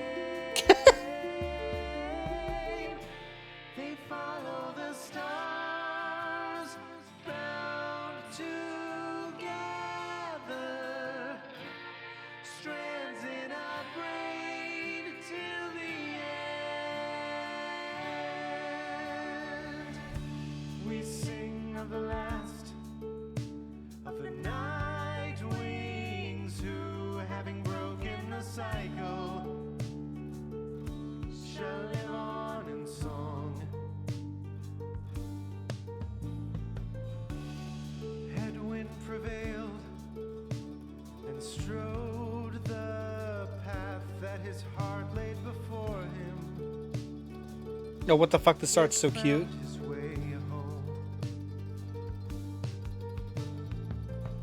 Captain Joe Dariel, mother to many a foundling, she has found her way home.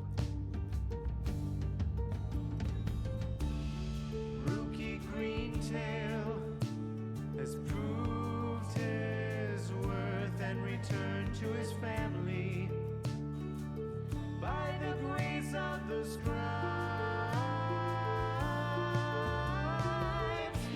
They follow the stars, bound together, strands in a braid till the end. The moon-touched girl hears the scribes in the world all around her. They have guided her home.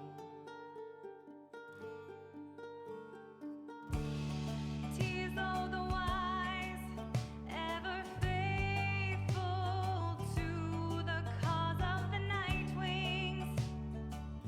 He remained to the end. Sir Gilman the Bold, duty bound to honor the Nightwings. He remains to the end. Pameth the Thane, having pleased the scribes, seeking only forgiveness, she has found her way home.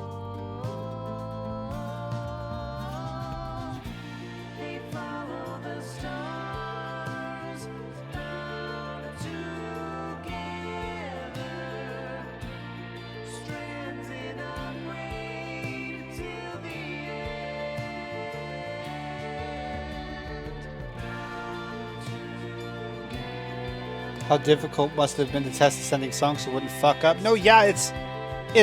I'm realizing the more I'm listening to it, it's describing the exact situation I have. What gender I picked for the reader, who left and stayed. That's a lot. Mastermind, Wolfred Sandalwood saw his plans turn to action. He remained till the end. The enchanter Bertrude made her rivals pay with the darkest of curses. She has found her way home. The reader at last made the night wings whole, having bound them together. He remained till the end. They follow the stars, bound together,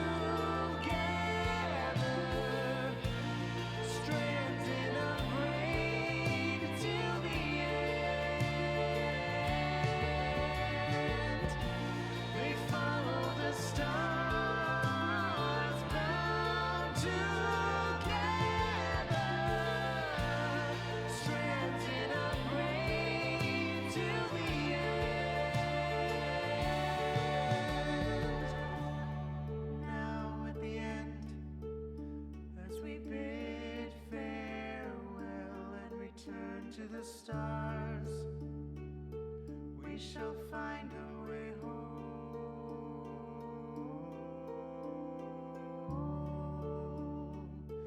We shall find our way home. How am I gonna stitch together a variation of the song that matches my playthrough for the OST? Find our way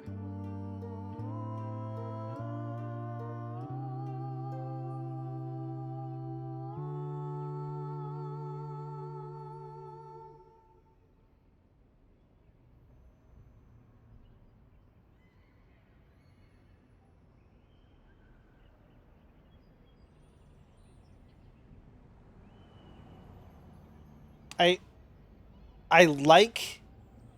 It's very melancholic, and I like that. You know, it. If they came to the surface, you hear about all the things they did up there. But if they stayed behind, all it says is they remained to the end, and it's like, well, yeah, that's all they would really know for sure. Is that they stayed behind so everybody else could go.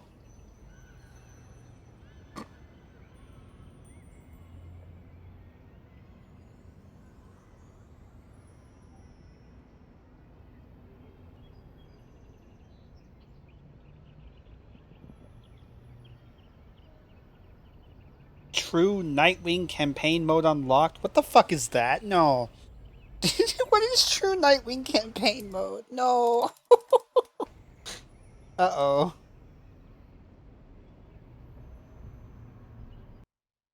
Please tell me that's just like a super hard mode that I don't have to do.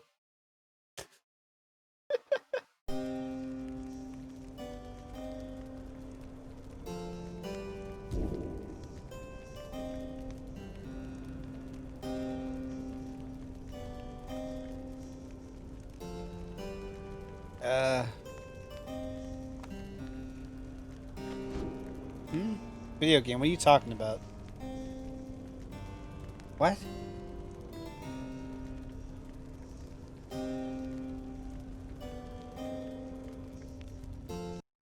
Hold on. What? I don't see a thing for it. True Nightwing mode.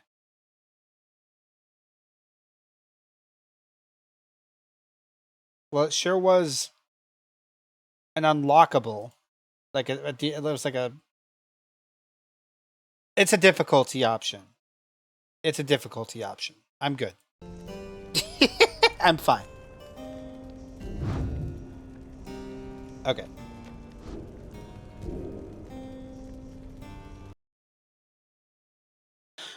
Okay.